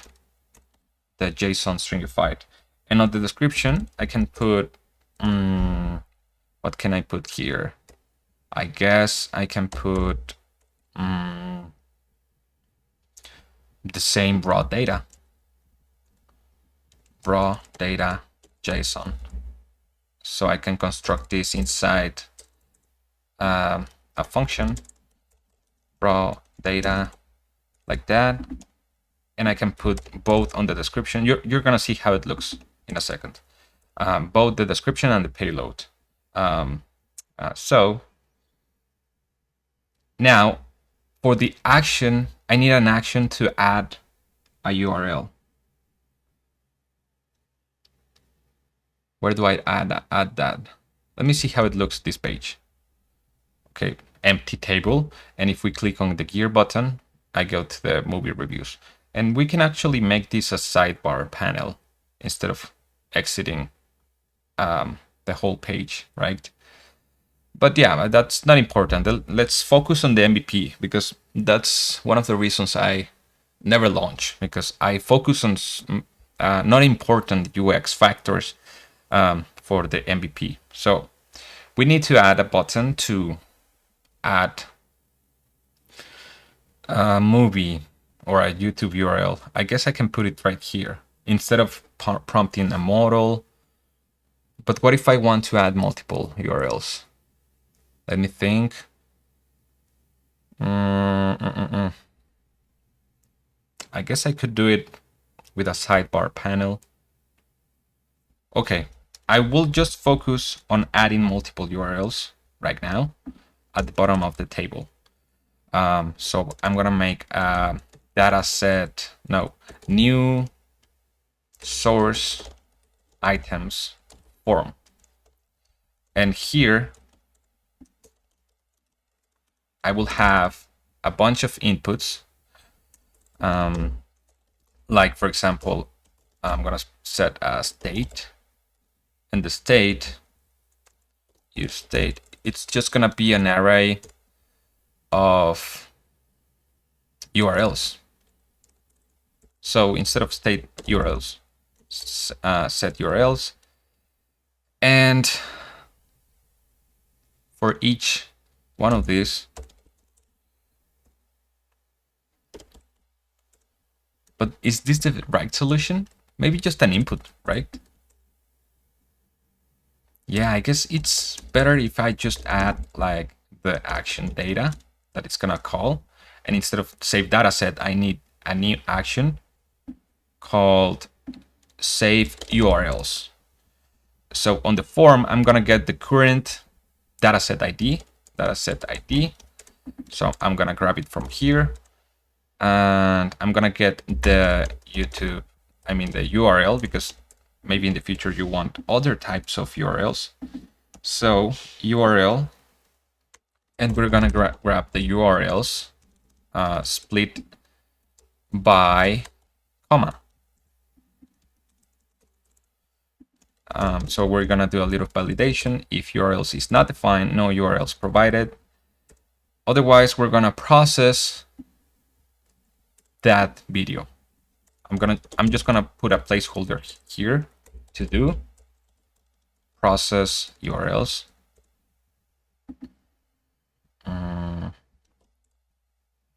Yeah, we're not redirecting on this, so I don't need this. It is redirect error validation.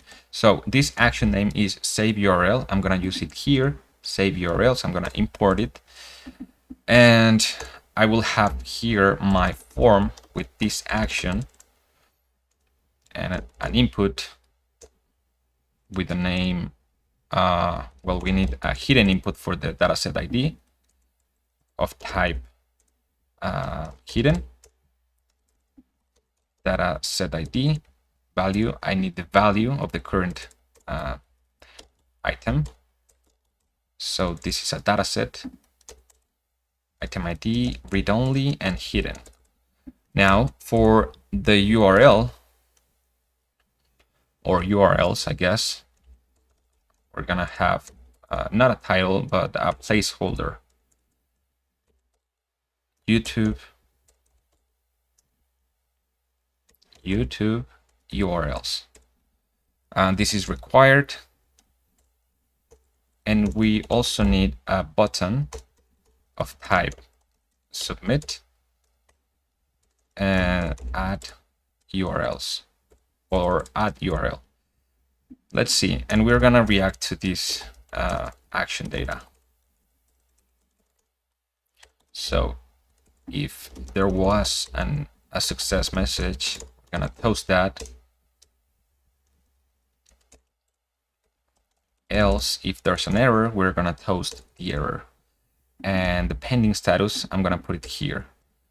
Disabled is pending, and the class name, a custom class name that I have, if pending, base spinner. Okay, so here I need to pass down the current data set that comes from dataset data item, and I no longer need this import. I no longer need this use action state. So let's see if this works. Add URLs. Let me grab the one that I had for Joker review number 2, like this. Add URL to do process URLs. Okay, so I need to process them. First, I'm gonna go to my actions, and for each one of the URLs, I'm gonna see if they're processed. But I guess I need a separate module for that. So on the tube data module, I'm gonna create a service.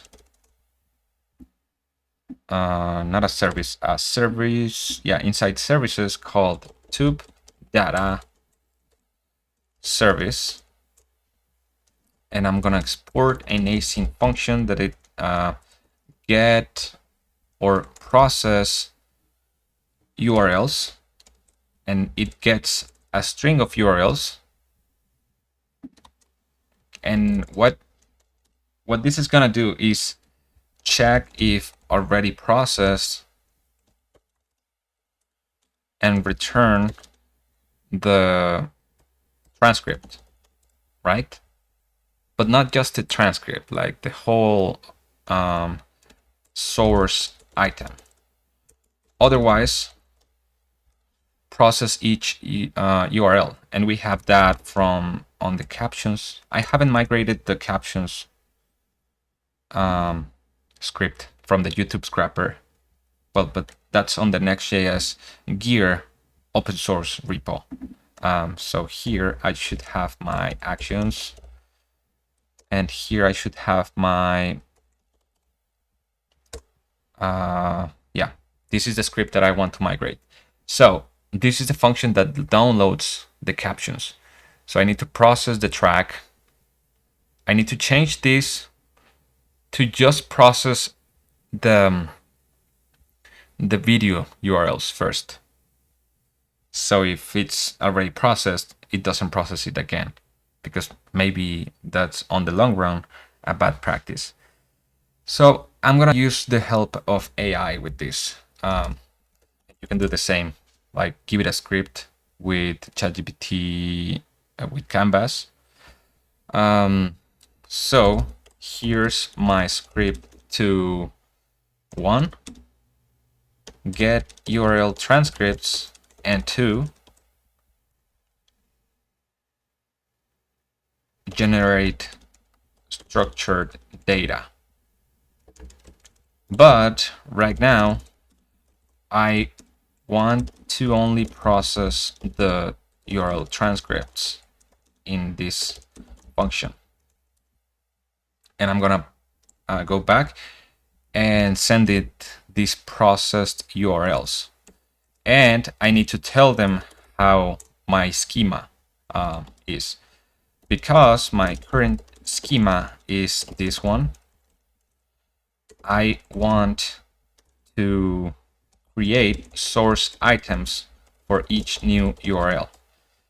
But if it already exists, return the item. Otherwise, process the captions and return the created items. Yeah. Let's see if this is enough. Okay, so your captions model, I don't want to call that. No, but don't import from captions.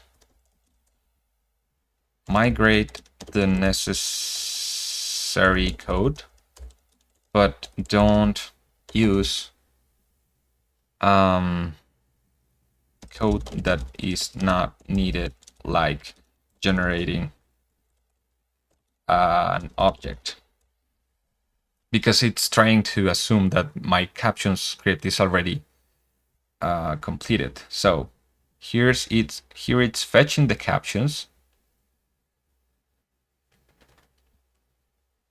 and this is the function, and download the captions. So this looks exactly as I need it. So I'm gonna paste it right on my service. Export async function, process URLs. So I need to install this package, of course. I'm gonna stop the server and install this.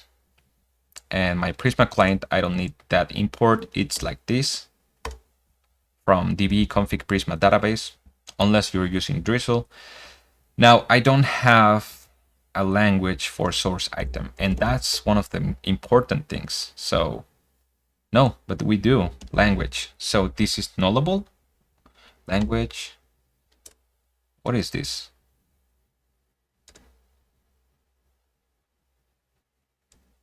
This is the language code, caption track language code, but it's an object. So let me inspect that. Extended string. So I guess to string, yeah. To string. And let's see if it actually does it. So here, it's gonna, I don't need the dataset ID. I just need to, and I don't need this any. This should be of type, what is this? Source item? Yeah, source item from Prisma. And let me use this function on my action, URLs or source items, await process URLs. And maybe I can add a little status, like for example, the source item and the status, if it's created, updated, or existing, created or existing. So whenever I'm pushing, I'm gonna add the source item and set if it already exists, existing, otherwise created. No, but this will always contain. So I need to define the status here.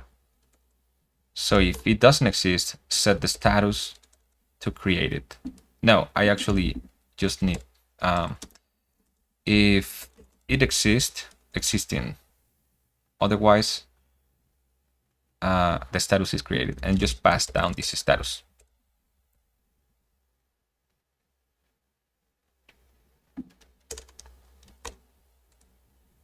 This is just TypeScript complaining. So here I can know how many of them were created. If source items has a length of 0, it means that it did nothing. Maybe invalid URLs. If otherwise, we're gonna return created and existing. If created, return success, created or processed URLs, else. Although the user doesn't need to know about this. I just want to know if it's working. If it's created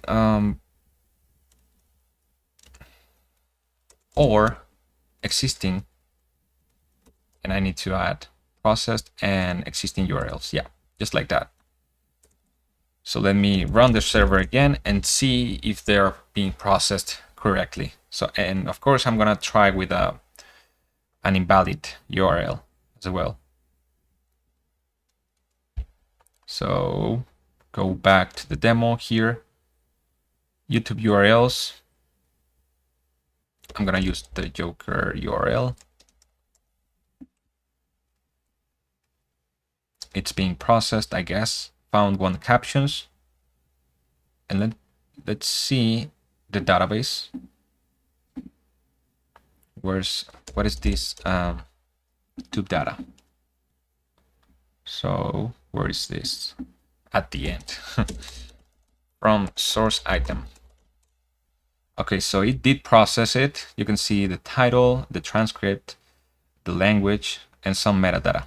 I can inspect this metadata that it saved on this tool, JSON Viewer, although it's kind of slow. I cannot see the whole object, but you can see keywords and other things that I save. So what happens if I process it again? I'm gonna use the exact same URL. Which one did I use? Number 2? Let me see. Process 0 and 1 existing. That's okay. But what if we add like this? Watch. This should be validated, right? So I'm gonna URLs, trim them and to lowercase. I don't think it affects the URL, right? But if I add dd in lowercase, oh, so I cannot lowercase that. Okay, so no worries. I'm just gonna trim them. So if this is a new URL, it will no. It didn't find it because of the capital lengths. So video unavailable, error fetching video. Yeah, that's okay. That's actually the error that we want, and we don't want to throw that to the user. Or let me see what happens if I Joker replace like this. Well, this is not gonna give an error, but let's change the D with a lowercase d. No URLs processed, although it rethrow it. I guess we're catching it again here. Where's the try catch? Try, catch, continue. Let me rethrow just to see what the user will get. Video unavailable. Yeah, and what if we add like localhost? Not a YouTube domain. Yeah, and this is actually from the package itself, so that's okay. Okay, so finally I want to test that 2 URLs are added. This one. Jinky. Oh, this is from Penguin 0. So let me add for Jeremy Joker 2. Joker review. It's this one right here. There's something. Okay, this one and this one separated by comma. One is going to be processed and the other one is existing. Okay, so now we need to generate data from these 2 new items. So we need to append that to our dataset items. I guess we need another array for the dataset just to know which source items are being used, like which URLs are being used to that dataset, right? Because maybe the user wants to refresh and regenerate everything again. So this can be like used in datasets or in datasets. And if I save this, no, I need to add the Prisma relationship with that. Used source items, like that. And Prisma is smart enough to know how to map those to a many-to-many relationship. So I'm gonna npx Prisma db push. And whenever I add that, on the actions, I'm gonna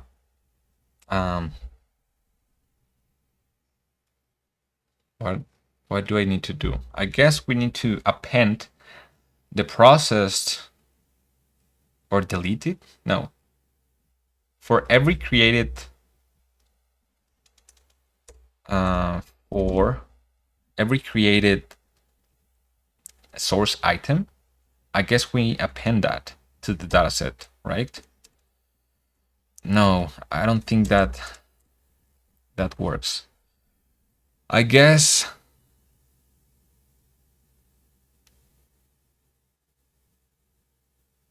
yeah, we need to pass down all the source items, no matter if it's existing or not. So we're gonna await and process source items, and we're gonna pass down the source items and the dataset ID. And this is gonna return created data set items, right? So we need to create this function. We're gonna receive the source items and the dataset ID.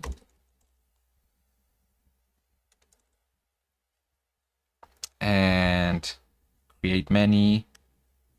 This is not the way that you create many dataset items. I mean, first we need to process. We need to check if.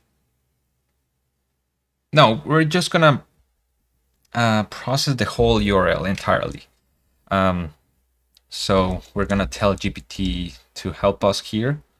Now process the URLs to get the structured data based on the dataset schema. And we're gonna paste the whole script and say implement process source items. And on the actions, I will copy. This is how I'll call it.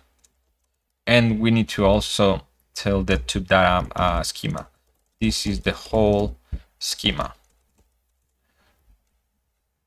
And remember the caption script, and remember the original data generation script from transcripts is this one. So let's see if it's smart enough to do it. So it's gonna recheck the process URLs. It's actually not going to add like the status that I added. We're gonna copy from here, extract structured data from the, but where's my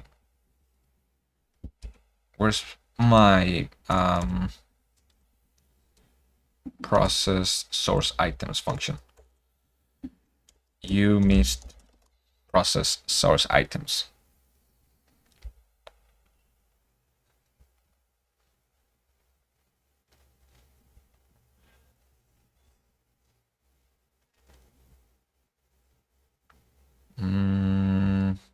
Let's see if this works. And what function is this using? I guess it's not actually processing it, right?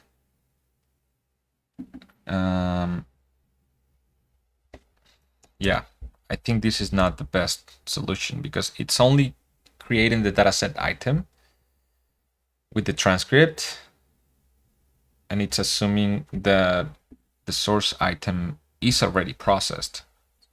So this is not an any, it's a source item like this. And source item extracted data. And I'm gonna tell it that this is wrong because the source data does not contain the extracted data. That's from the data set item, and to extract it, extracted, he needs to use the function that is called process tract. Do it the same way as process track. what did I paste it? Yeah, the function with the new source item with this typed, so it understands how it must do it. And yeah, let's see if this works.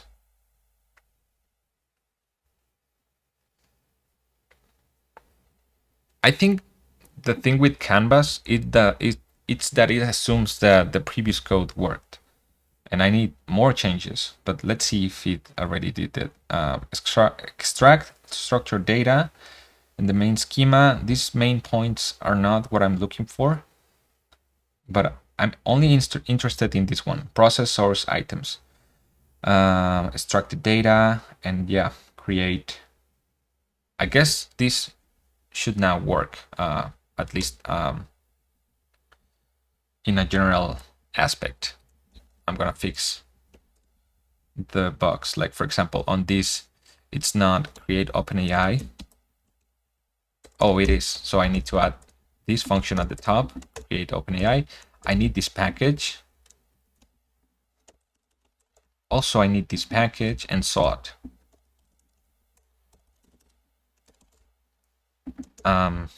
So on the schema, how am I constructing the schema right here? Comes from a schema object string. So we're gonna do the same thing like this. We need this function. So I'm gonna copy, I think I need this determine schema type and JSON schema to sort at the bottom. And C, I need to import that from sort, this one as well, and generate object from AI. And what else? The schema object comes from the data set. So we need the data set. We need the source item.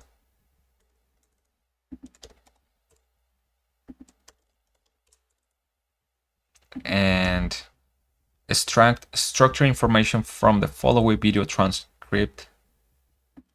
And then put the transcript like this, source item transcript. Maybe also the title like it was before. Source item title. Extract structure information from the following video transcript. But this is not my original prompt, is it? Let's see. I guess this is on the page. Extract data. Yeah, I prefer this. Extract data results 0, 1, or more from a video transcript.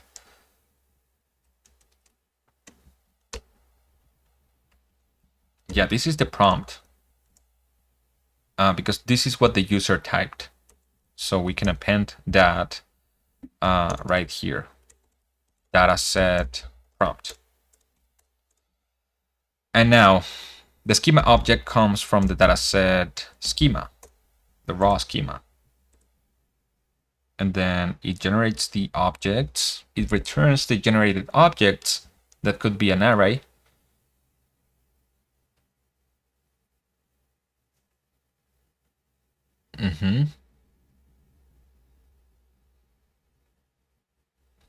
So we're gonna use the dataset. Why is this not complaining? This is any. It should not be any. Source item. And we need to grab the, instead of passing down the dataset ID, I'm just gonna pass down the dataset whole object. So we can use it like this instead of grabbing it again and checking if it exists or not. So on the dataset ID is like this. And now stringify the extracted data. Okay. But this is actually wrong because we need to create a new dataset item for each result. And we know that we're gonna receive a string, right? Like if we go back to the datasets, the schema was a results proper object of type array. You can see it here. But maybe yeah, because the user can actually do this, put whatever name it is. So I don't know what the name will be. So maybe instead of putting items, the user will only need to pass down like the corresponding structure, right? This one right here, title, summary, tags. So that's another reason I need to add custom properties like I have here on forms.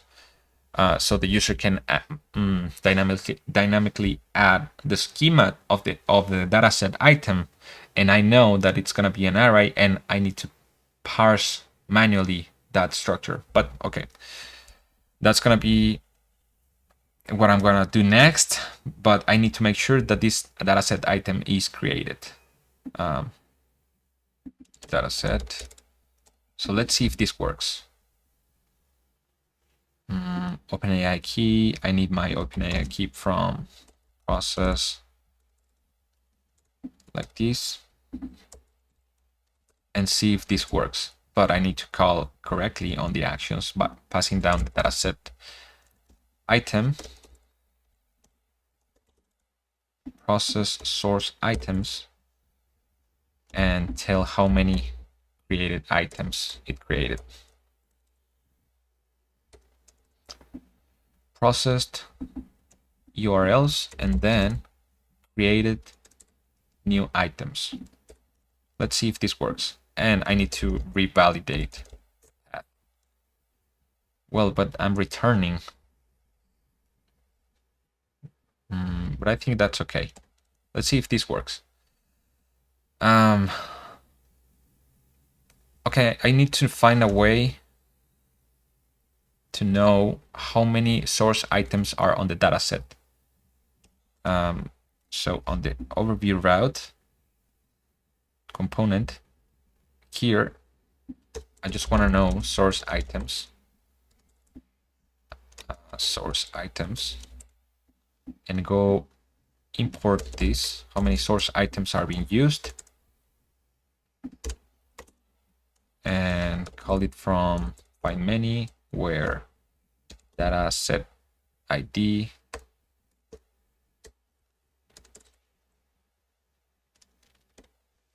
right now.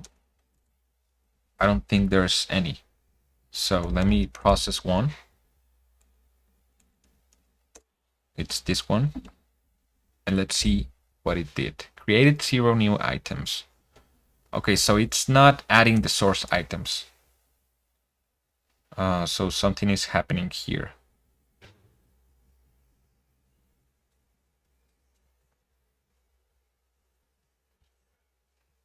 For here, I need to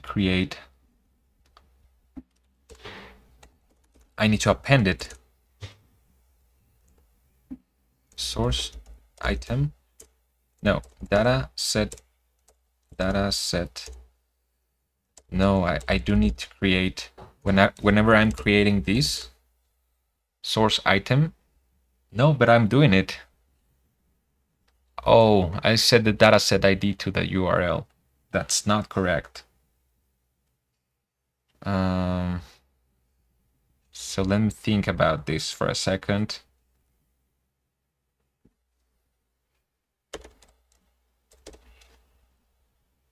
In datasets,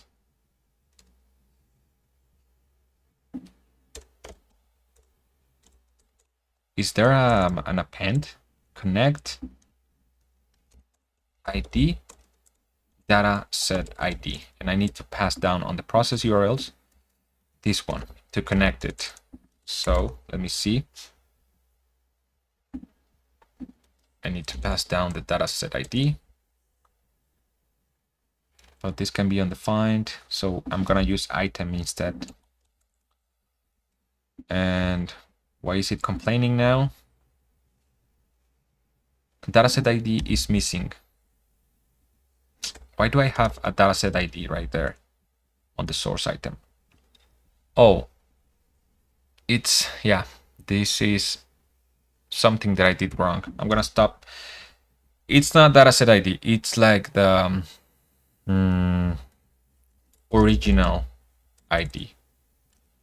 and this should be unique, original ID.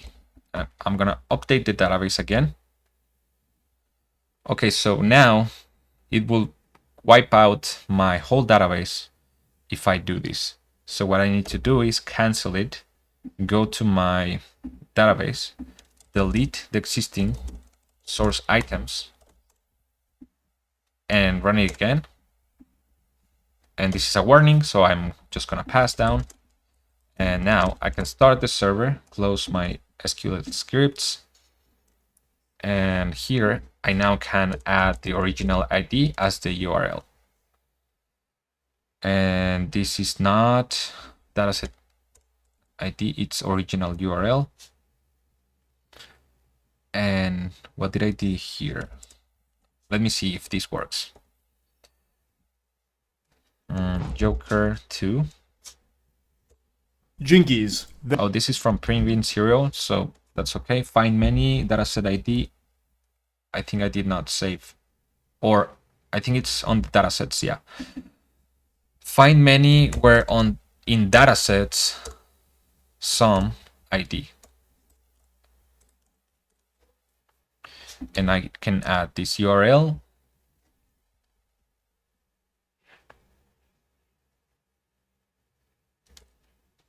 And I think it's doing it. Otherwise, it wouldn't take this long, right?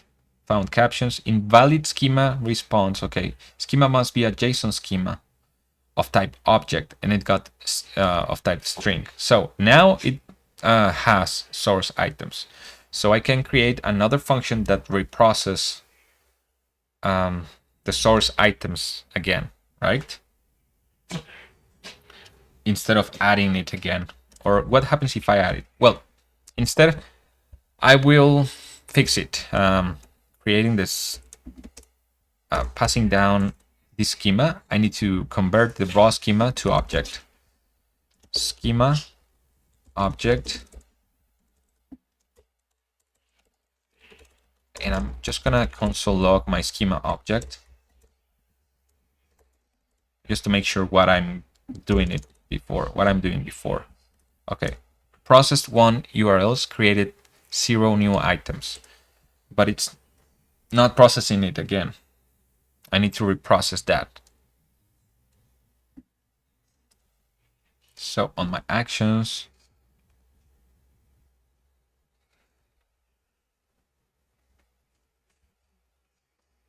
what error did I have? Processed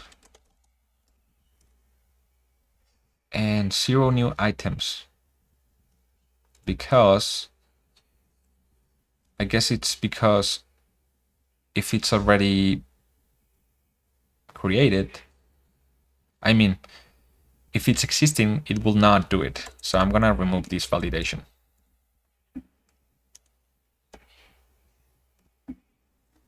So now it's trying to do it, and the schema has now the results type array. So this is a correct schema. Unexpected token is not valid. Okay, this is from a client component. Yeah, right here. It's trying to JSON parse this. So I'm gonna put item raw data right now to see what it returned. That was not good. I have a couple of friends of mine. Why did it only store like the string? Let me do it again. Let me check. On the extracted data. Oh, it put the transcript on the raw data. It should be the extracted data. And the attributes should be like this, empty. Extracted data, but this should be stringified.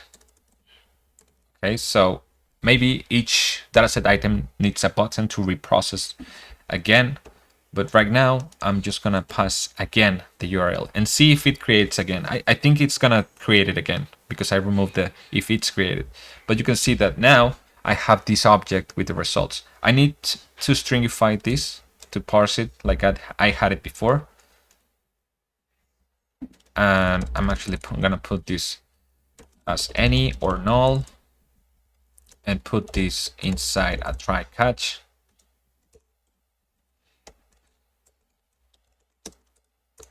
Because we have one that it's a string. So now it's with a correct format that I can inspect. So you can see that this is now working, but I want the columns. So I don't want to let the user define a custom raw schema. And if I, as another tenant, I'm going to open another tab here and go to Acme Corp number 2. Oh, this is not being validated correctly because you can see that it's accessing the data set from this ID. That's a huge security issue. So on the page, whenever I'm finding a unique data set, it's a lot of places, I need to find first or throw where that ID and the tenant ID. So it's always validated by database, right? And it's a good thing that it is happening because what if this happens on production? That's why I always create services for logic like this. Like for example, when I build Remix workflows, each tenant can have their own workflows. Well, but this is not the best example. But you can see that currently I'm on a workflows edit page. But if the user that doesn't belong to that workflow item is trying to access it, I have it inside a service function that is get workflow by ID, and I pass down the ID and the tenant. So every call that I do on a workflow, I need to use the tenant ID variable. So let's do the same and catch this error. Because in Prisma, I know this is kind of weird, but if I just use find first, sometimes it grabs the first, even though this do not check. I'm not sure if that's fixed or that happened to me in a weird situation, but I got used to find first or throw and then catch it. So I'm gonna do the same thing for on the save URLs. I need the dataset ID and the tenant ID. And the tenant ID, it's from the current URL. So tenant ID, tenant slug, require tenant slug, and then get the tenant ID from that slug. And I guess this will be the same in other places like save dataset.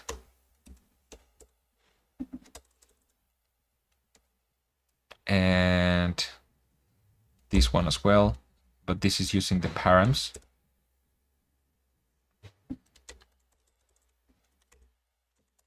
ID, params ID, and the tenant ID. And finally, the existing slug, find unique. Yeah, we are not using ID here, so this is okay. Actually, neither on the edit route, the existing slug. Where's, oh, it's right here, find many. Okay, so it's not a bug. So, where was I? I was processing. Oh, I was talking about this. So at the Acme Corp 2, which is the tenant number 2, I no longer have access to this ID, even though I go to that route, right? It redirects me because it doesn't find it. But what I was going to say is whenever you're going to process the same URL with another tenant, I need a menu right here to go back to the overview route. I need,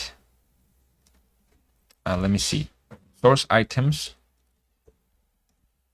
I'm gonna map the original ID so I can copy right here and use it on a separate tenant. So this URL should not be processed twice, just for the new tenant schema. So let me see if it did it correctly. Source items, it did not add it to this dataset. So that's a bug, but you can see that if I go to my database, select that from source item, it's just gonna be one. But onto there's a hidden table called source item dataset to source item. So it's one URL. It's gonna be to both. Wait, what happened here? It got connected to one and disconnected to the other one. Oh, that's what I was saying, that it's only connecting when it's being used. So source item, whenever it's created, it's because it's gonna process it, but we don't care if it's processed. I wait, and we're gonna connect it to this. So I guess we don't need to do this when we're creating it, but at the bottom. So let me try again. The same URL.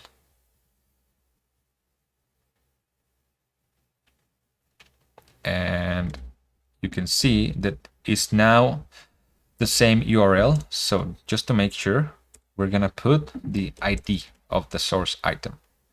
So it ends with 87S, 87S. So one source item is used on 2 tenants. And here we have the raw data. Okay, so what else?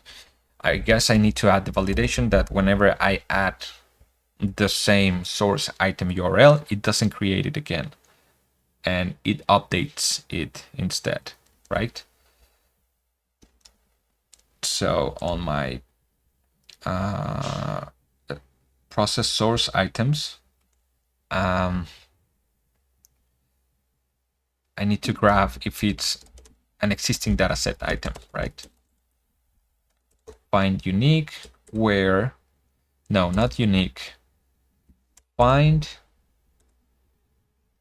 where the source ID. Oh, I'm not storing the source ID on tubedata.prisma on the source item. No,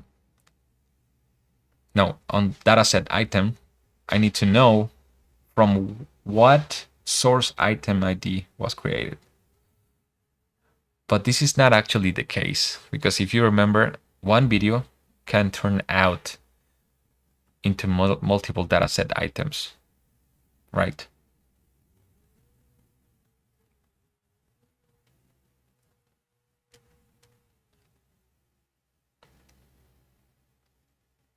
Dataset.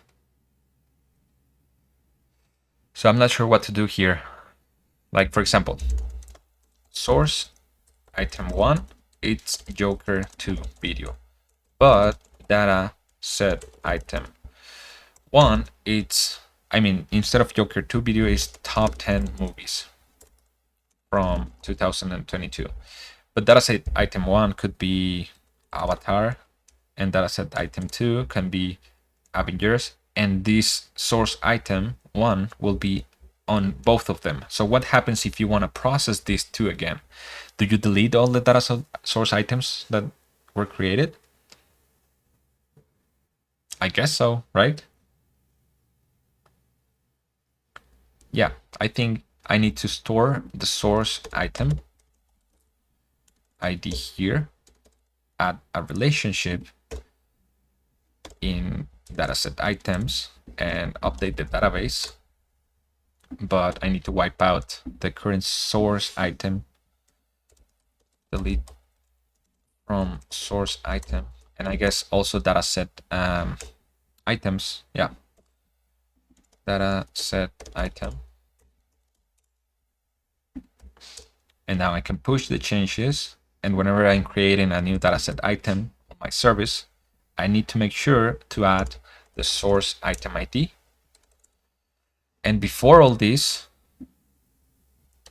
delete the created dataset item. Delete many, where the current dataset is this one and the current source item is this one, just so it redoes it. And I guess this is it. I guess for this video, because it's 1 hour long, but we have the functionality ready. I just need to move the schema to a dynamic JSON property builder, so the user can select like a type, like title, rating, and all that.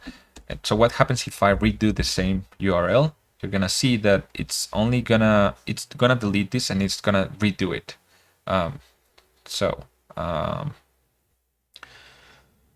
Instead of having like properties, what happens if I remove properties from the schema? Let's try and see if this works. Like, I don't want these. No, I guess this is needed, right? Type object. Yeah. What if I delete this too? And I'm gonna actually use VS Code to fix this. Items, and delete this. And I guess this is not valid.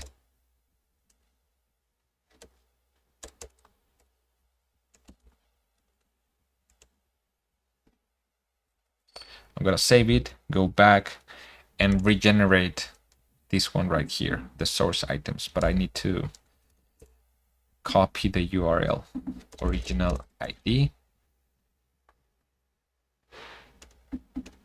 I'm almost certain that it's gonna fail because I think it's needed those properties object. Oh, it did not fail. So that's better. I don't need the properties. So I'm gonna actually go to my properties. Default value on the dataset form. And instead of having it like this, remove this.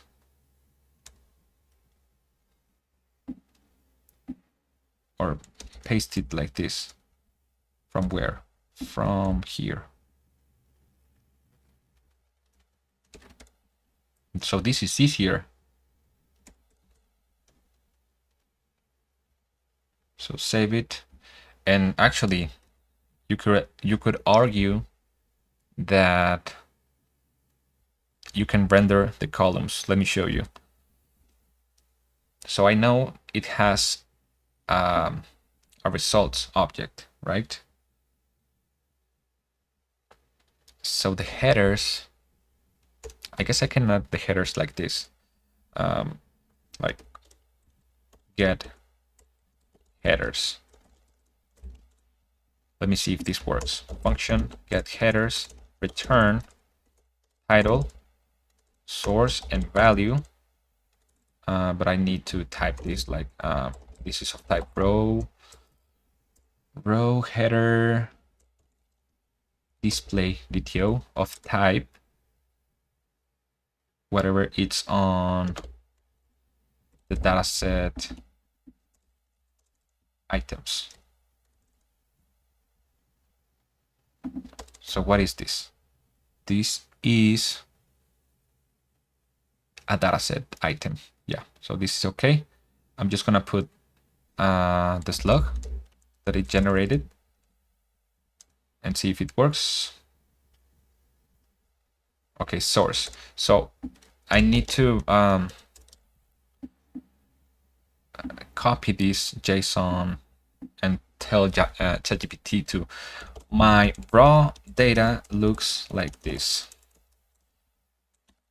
Generate the headers for each property like title, rating on the get headers function and paste my whole function so it understands that what I'm trying to do. Oh, but this is using the same canvas. I need to create a separate conversation. ChatGPT is not smart enough to know that I'm progressing onto new scripts and not just work on the same file. Okay, so no. Here's how you can do it. No, I want to do it dynamically.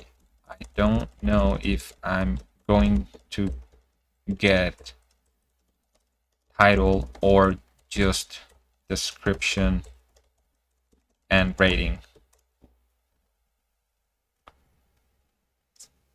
get the keys of raw data.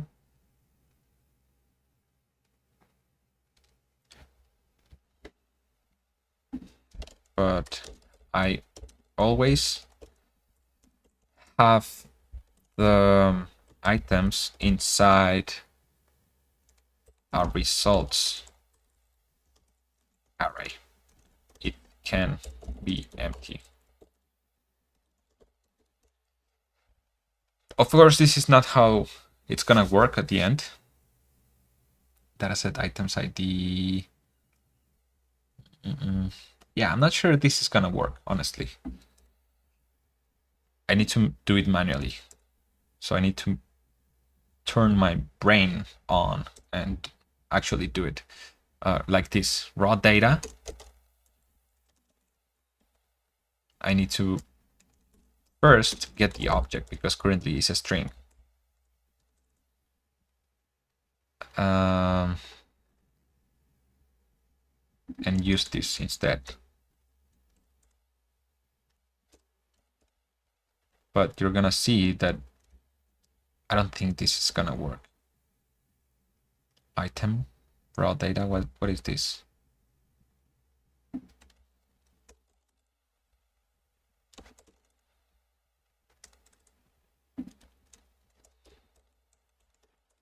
Yeah, I was trying to be fancy with AI to render dynamic properties. Oh, but it worked. So I'm gonna remove the raw data column, just so you understand what's the purpose of this. So here we have a summary. We don't want a summary. We just want a summary from, or summary 30 chars, and remove the title. We don't want tags. Well, we can leave them, but the rating, I want it to be one of the first columns. Yeah, this sucks. It needs to be on a UI. But this should be valid. So whenever I reprocess this URL, it's not gonna get summary now, nor tags. Or no, tags is gonna be there, but at the end. Okay, it's still processing, but summary in 30 chars. A thrilling sci-fi adventure. A thrilling, awesome, tacular. What the hell? Rating from 1 to... I need to know the raw data that it got. So I'm gonna put the raw data at the end and uncommented. And on the description, I'm gonna put data. Actually, if I'm gonna do that, I might as well put that at the beginning of the table. Summary, a decent romantic comedy, a forgettable horror flick, an epic fantasy saga, a lackluster action movie. Better if you're drunk. Yeah, I think it's assuming that I'm always gonna have this rating system, and this video was from Penguin Zero. So I'm just gonna delete the prompt and reprocess this again.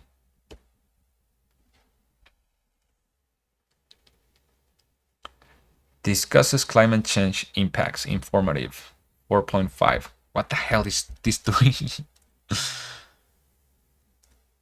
I'm not understanding why it stopped working. Results explains renewable energy. Let me see this URL.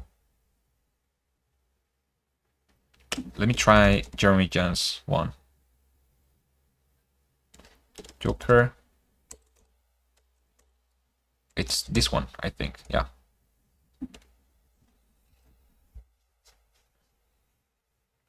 So I guess the prompt is not helping, but I need to inspect the transcript. So now I will have two source items. The one from Moist Critical, and the one from Jeremy. So I should have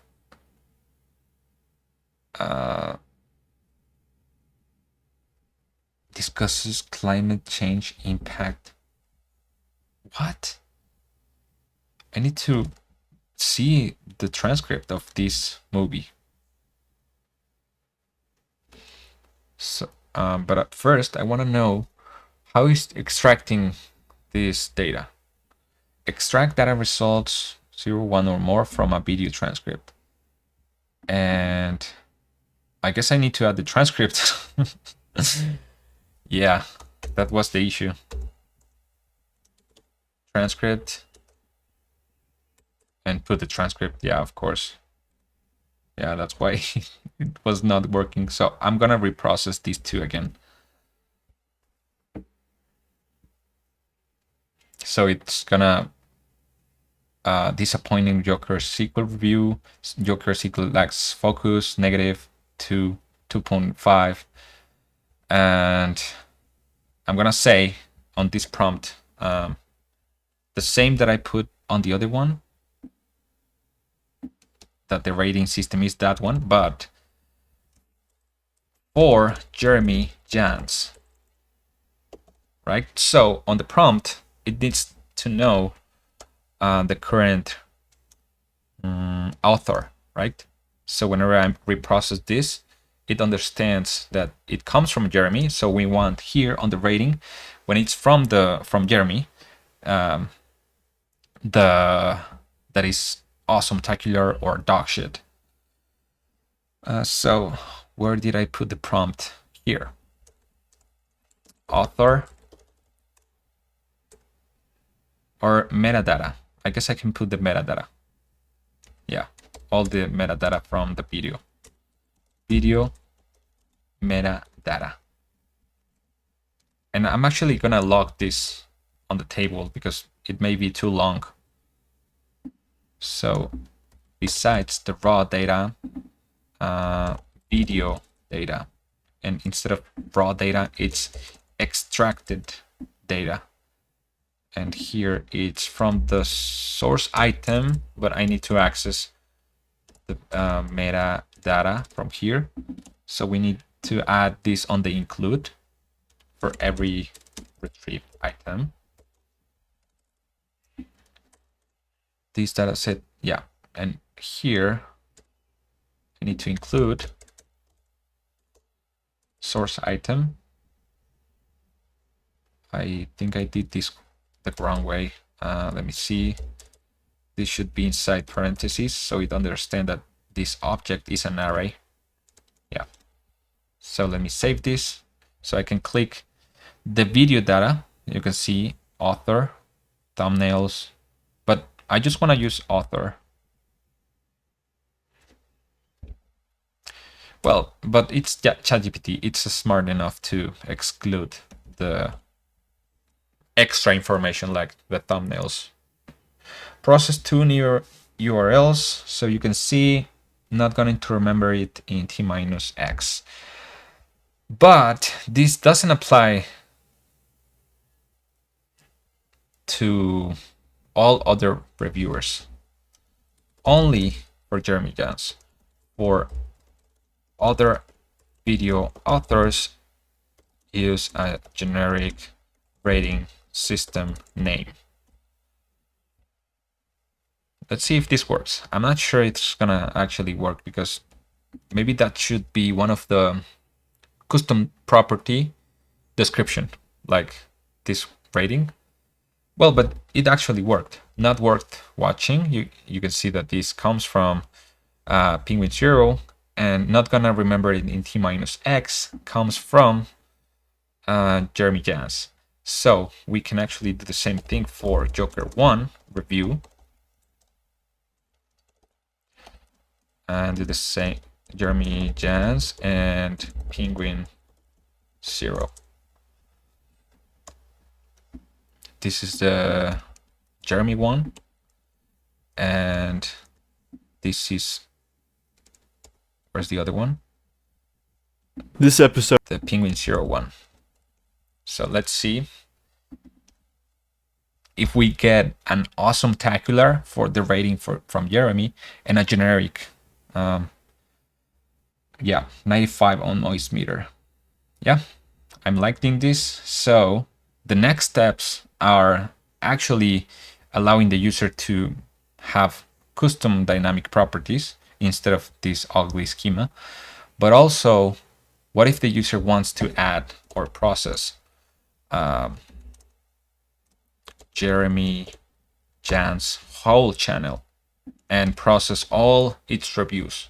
Of course, no video ID found just yet, but the point is to, and this will be like the SaaS business model. If you want to process more than, I don't know, 50 video URLs, you need to pay X amount. Like, I'm not sure if a lifetime per number of videos processed or a monthly subscription that increases the limit every month. So how is this data set gonna be used? Well, in my case, I'm gonna create a movie reviews data set where I will put Jeremy Jans, Chris Stuckman, Moist Meter reviews, Fuera de Foco reviews from, and just like that, and Fuera de Foco.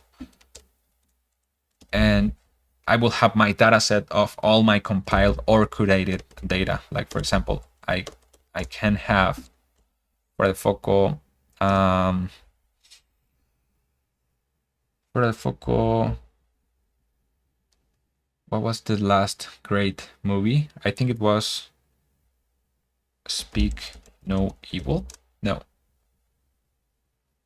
Well, this is okay. This is a podcast actually, so this will be really long. So the script is gonna be long. Debate, no hables con extraños. Intense debate on movie endings. Generic rating system. Yeah, this is weird. Rating from, movie review, thriller. But you can see that it was actually pretty fast. And we can see the script if we append that to the video data.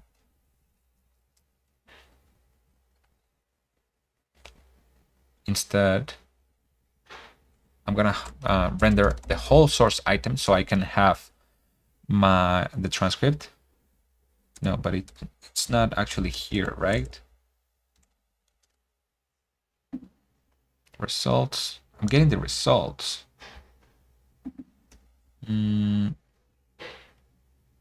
Try. Yeah, I'm just gonna put the transcript on this payload.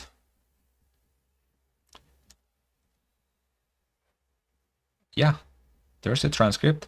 It's many words, but ChatGPT is smart enough to understand it and give it a generic rating from this specific YouTuber, which is Gaby Mesa. Where's the YouTuber? Oh, I deleted. I removed it from the metadata, from the table. But anyway, this is like the main focus, right?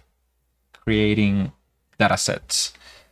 But it doesn't stop here on movie reviews. Let's try and create a data set for Marquise reviews, Marquise Brownlee reviews. And let's copy a few of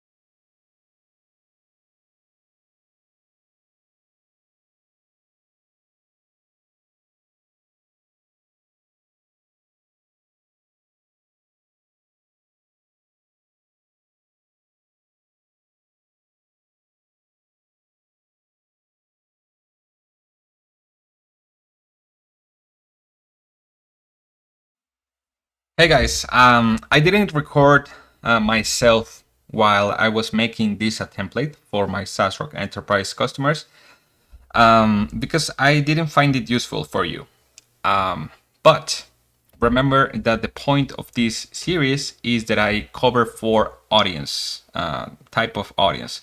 For learners, which can access the Next.js gear to get the YouTube scraper that I built with the help of ChatGPT. And then for Rockstack customers, they can follow along what I did on this video.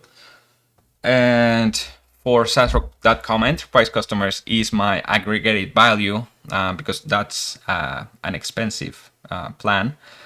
But they will get all the code that I built up until now, because the code that I built from now until I launch on Product Hunt is gonna be for me only, because it's my SaaS. So I'm not fond of making open source projects because that hasn't worked for me.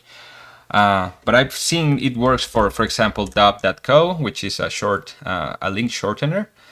And it's actually a great tool, but I haven't found that type of audience yet. And then build this SaaS and launch it on Product Hunt and make it actually useful. So you will have access as a SaaS Rock Enterprise customer to this project, which is exactly the same that I did on these videos. On these past chapters. For example, if you go to YouTube and you go to movie reviews and you go to whichever, like for example, Alien Romulus. Well, I haven't seen this one and I don't want spoilers. So I will just process this video. And this is on Remix, because if you remember, I was coding in Next.js on Rockstack, on a Rockstack boilerplate. But this template, again, I need to be as clear as I can. It's only gonna be for my SaaS Rock Enterprise Edition customers, which is not cheap. And they will have access to this SaaS template. So this is the app. Once the video is processed, you can go, well, I'm gonna delete this row because this was from a video I just did that I didn't notice that my microphone wasn't connected. So I'm gonna start again. So creating a dataset from scratch, you can set the schema, and I was going to set no spoilers. No spoilers. And I'm gonna make this public. So when I add the URL, because it was already processed, it will be faster. And you can see the rating is 7.5, but Jeremy custom rating should be somewhere here. I buy it on Blu-ray, so it's a great movie and no spoilers. So this is the point of tube data, and you can see that I have another route for the public datasets, and they can disable that with this. So if they refresh, page not found.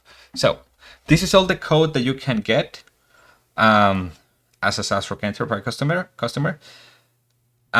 But what did I did? So let me show you my time. So this is my whole process of building a SaaS from idea to product on launch. So you can see that I spent around 9 hours on the main project that I recorded for with Rockstack as a starting point. And then I migrated it to SaaS Rock from Next.js to Remix. And this is my branch to data.co, which is the one that I will actually launch. And also the YouTube scraper, which I will open source on Next.js -gear. So yeah, around 18 hours. That's about 3 full 8-hour days. So realistically, we're talking about 5 days from idea to launch with all the things that are required. Like for example, I create these logos on Canva where I just play with random shapes, and this is the Rockstack icon. This is for a SaaS that I haven't built, but you can see that here's early B. This waitlist are converted into early B down the road. Deercraft, the template that I never completed, and honestly, I don't think I will.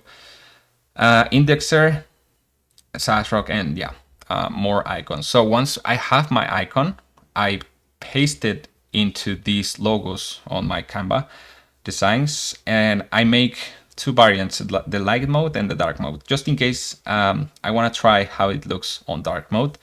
So this is updated accordingly. And once I do that, well, I also create some images for YouTube videos for the SEO meta tags images. I mean, Open Graph images. And I actually deployed this on Vercel first before onto Fly, although I will deploy in production to Fly. But you can see that it deployed correctly on the first deployment or the first commit.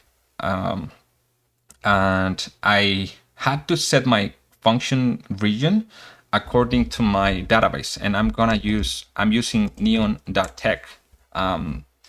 So you can see that my tube data project is also on, oops, I almost show my password. I put it on North Virginia, so my function should be also there. And I needed to set these environment variables so the application doesn't fail. Even though it's deployed, you need these variables in order to work. If you set it after a deployment, you need to set them and redeploy. So here we have things like app name, database URL, session secret, the Stripe live secret key, the webhook sign-in secret, so I can get updates whenever a payment failed and cancel a subscription. Postmark server token from email, and yeah, these two I did not need. Actually, I'm gonna delete that because JWT secret is when I'm using the API as the, how is that called, the bearer authorization method instead of an API key. And OpenAI API key, I need that to generate the objects. And Google API key, I needed that because one of my ideas that I will code from here to launch, which today is October 8th, and I'm thinking on scheduling the launch for Thursday at 1 a.m. So I will only have tomorrow to do my aggregated value besides what I put as a template, if that makes sense. And one of the ideas is that using this Google API key, which I created on console Google console cloud.google.com, I can get access to terms or categories or specific search terms. Like, for example, if I go to YouTube and search for this term, Jeremy Jans, this is not the channel itself. So this is based on a term. So if you want to extract data for example, top 10 X things, this is top 10, I'm not sure, top 10 cars 2024. Instead of watching this video, you can copy this link, create a data set, and yeah, I'm getting distracted myself. The point is that you make a search, I use the API from Google, and then I convert it into a data set. And yeah, I'm not sure if I will actually build that. And one of the other things that I want to do before I launch is set this on the landing page, like here, and replace, like, for example, these logos for YouTube channel avatars like Jeremy Jans, Chris Tuckman, Fred Foco, and then put here the logo of my tube data SaaS. And at the end, put like a little table with similar to this, a table indicating that this data was scraped from those creators. But yeah, that's assuming that I built what I just said around search terms on YouTube. And this component, if you're interested in that, it's using Magic UI.design. I used this one. You can see that I just adapted it for this specific SaaS. But yeah, I guess that's it. And I will put the link on the launch on this description. So this video will be launched before this SaaS is live, but at least it will be scheduled on Product Hunt, so you can support that if you want. And yeah, I think for closing this video, I just gonna put the details for the launch, which is the name of the product, to data, tagline, extract data from YouTube videos. I'm not sure about this one because this sounds too technical, and I'm not sure if this scrape term is even more technical. So I guess extract is something that everyone is familiar with, but data, it's just like too generic, because it could be extract rows from YouTube videos, but what rows? So yeah, I'm gonna go with this extract data from YouTube videos so you can see how it will look. Well, I need to fill the description of the product. I'm actually gonna copy and paste all of this, and it should be short, I think. Extract data from YouTube videos into custom datasets. I guess this is repeated with tagline, so I'm just gonna leave the description. Set up table columns. Set up your table columns. Submit YouTube URLs and get structured data. Of course, if I'm able to massively generate data sets from creators or terms, I will update this description. Now the topics, yeah, I'm kind of really bad at this. So what's the topic? Maybe YouTube? Not analytics, productivity, not tech, not developer tools. I'm not sure. I guess it could be used as marketing. Yeah, I need to read each one of these topics and select the according topic, because I don't want to put whatever. I guess I could search for another product hunt launch that was related to scraping data, like this one, Firecrawl. Well, but this is not exactly what I'm doing, because this scrapes website URLs into markdown format. It's not actually rows that you get. So yeah, I don't think that's the best example. And write the first comment. And yeah, I'm not sure here. Hello. I also liked this wave emoji. I built this SaaS because, or if you ever wanted to skip a video and just scrape what the content, use tube data. But this is too generic. It sounds even like rude. Like I'm not interested about the audience that I'm talking to, which are product hunt launch commenters. So yeah, I will also update this, but I will set this initial logo, which I could use this one with the bottom, or this one. Let me see how it looks, because I will have it here. And since product hunt is not on dark mode, you can see it here. I don't need the background, the background circle. So I guess this is okay. And this name I like, and also the tagline, extract data from YouTube videos. It goes straight to the point, and I can browse this image that I just show you from Canva. I think I downloaded it somewhere, so let me go and see. Downloads should be somewhere here. Yeah, it's this one right here. But I'm thinking of making another video for the SaaS Rock Enterprise template itself on the SaaS Rock channel, and use this image as my video thumbnail, because when you set like this image and link the video somewhere, link to the video like here, like the one I did for introducing Rockstack. This video, I put a thumbnail that ended up being the SEO image. So if I go to meta tags and search for my Rockstack launch, I can see that it grabs the first image. I'm not sure why it's not loading it. Oh, it grabbed actually this one.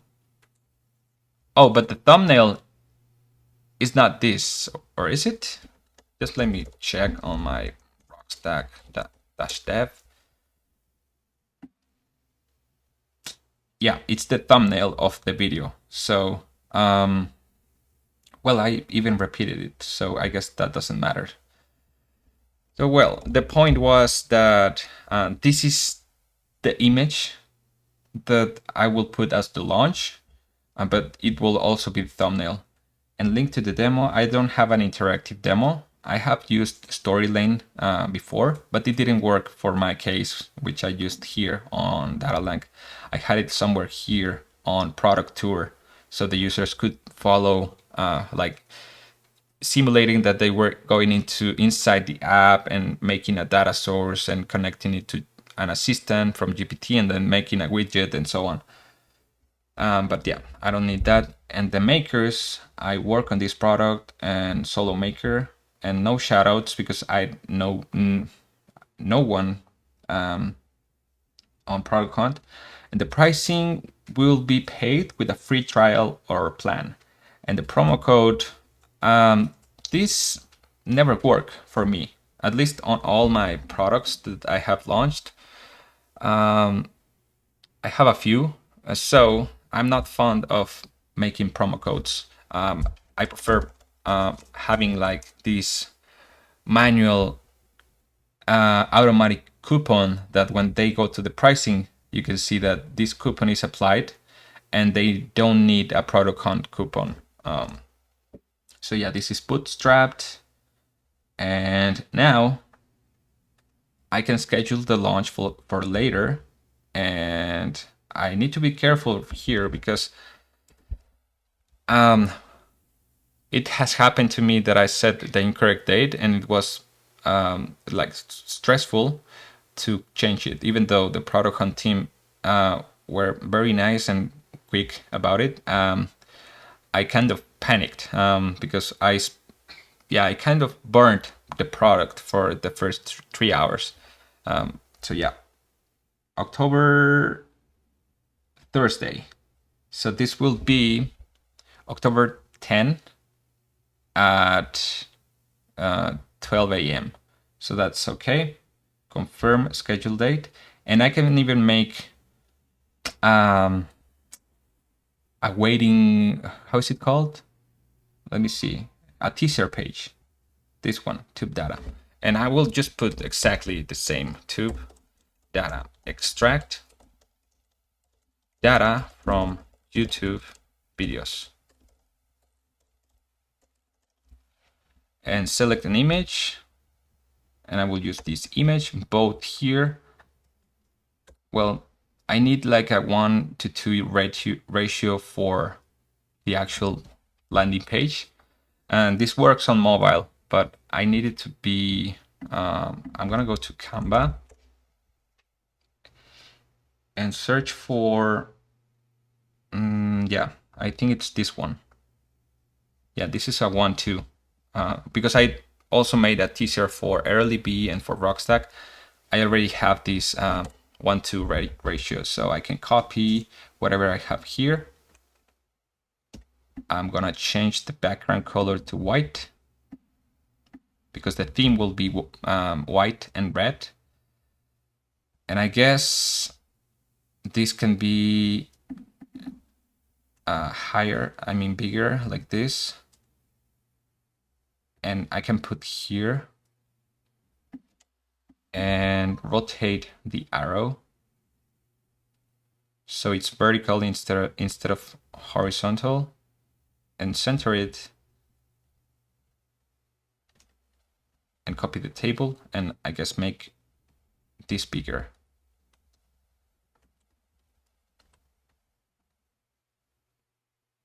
Or I can even do this, like make these arrows smaller and duplicate that, indicating that from YouTube it passes to tube data.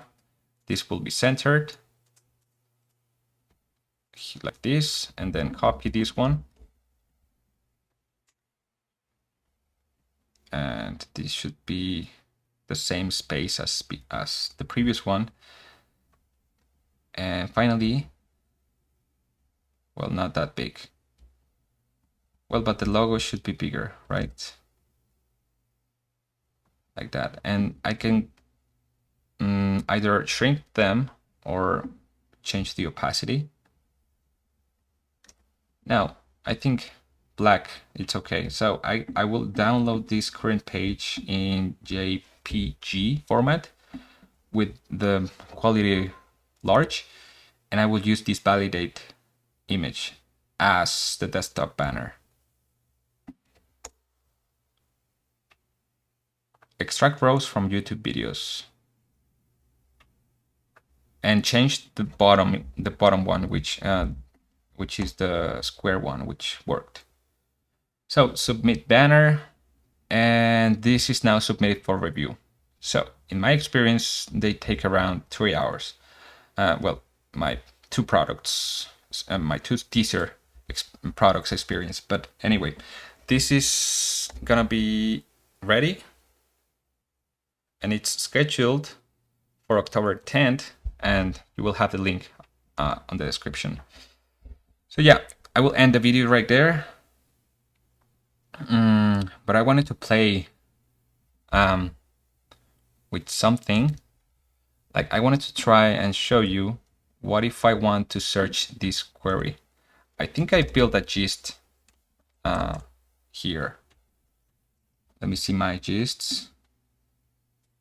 Yeah, get channel videos. I can use this.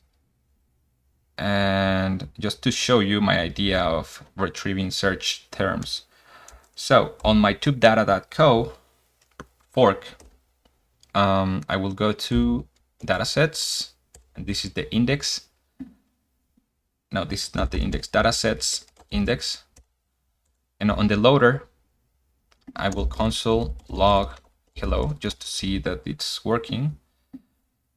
And if I go to datasets, hello. So here I will paste my whole script, and you can see that it's going to the Google APIs on this endpoint to search, and on the URL params, I set my key and the channel ID or the term, but I need to look into the documentation. But let me show you what's this channel. This channel is from Rockstack, so I will get all the videos, I guess the last 3 videos, and you can see that it will log them. Introducing to Rockstack, Rockstack Quick Start with Remix and Prisma, and Rockstack Quick Start with Next and Drizzle.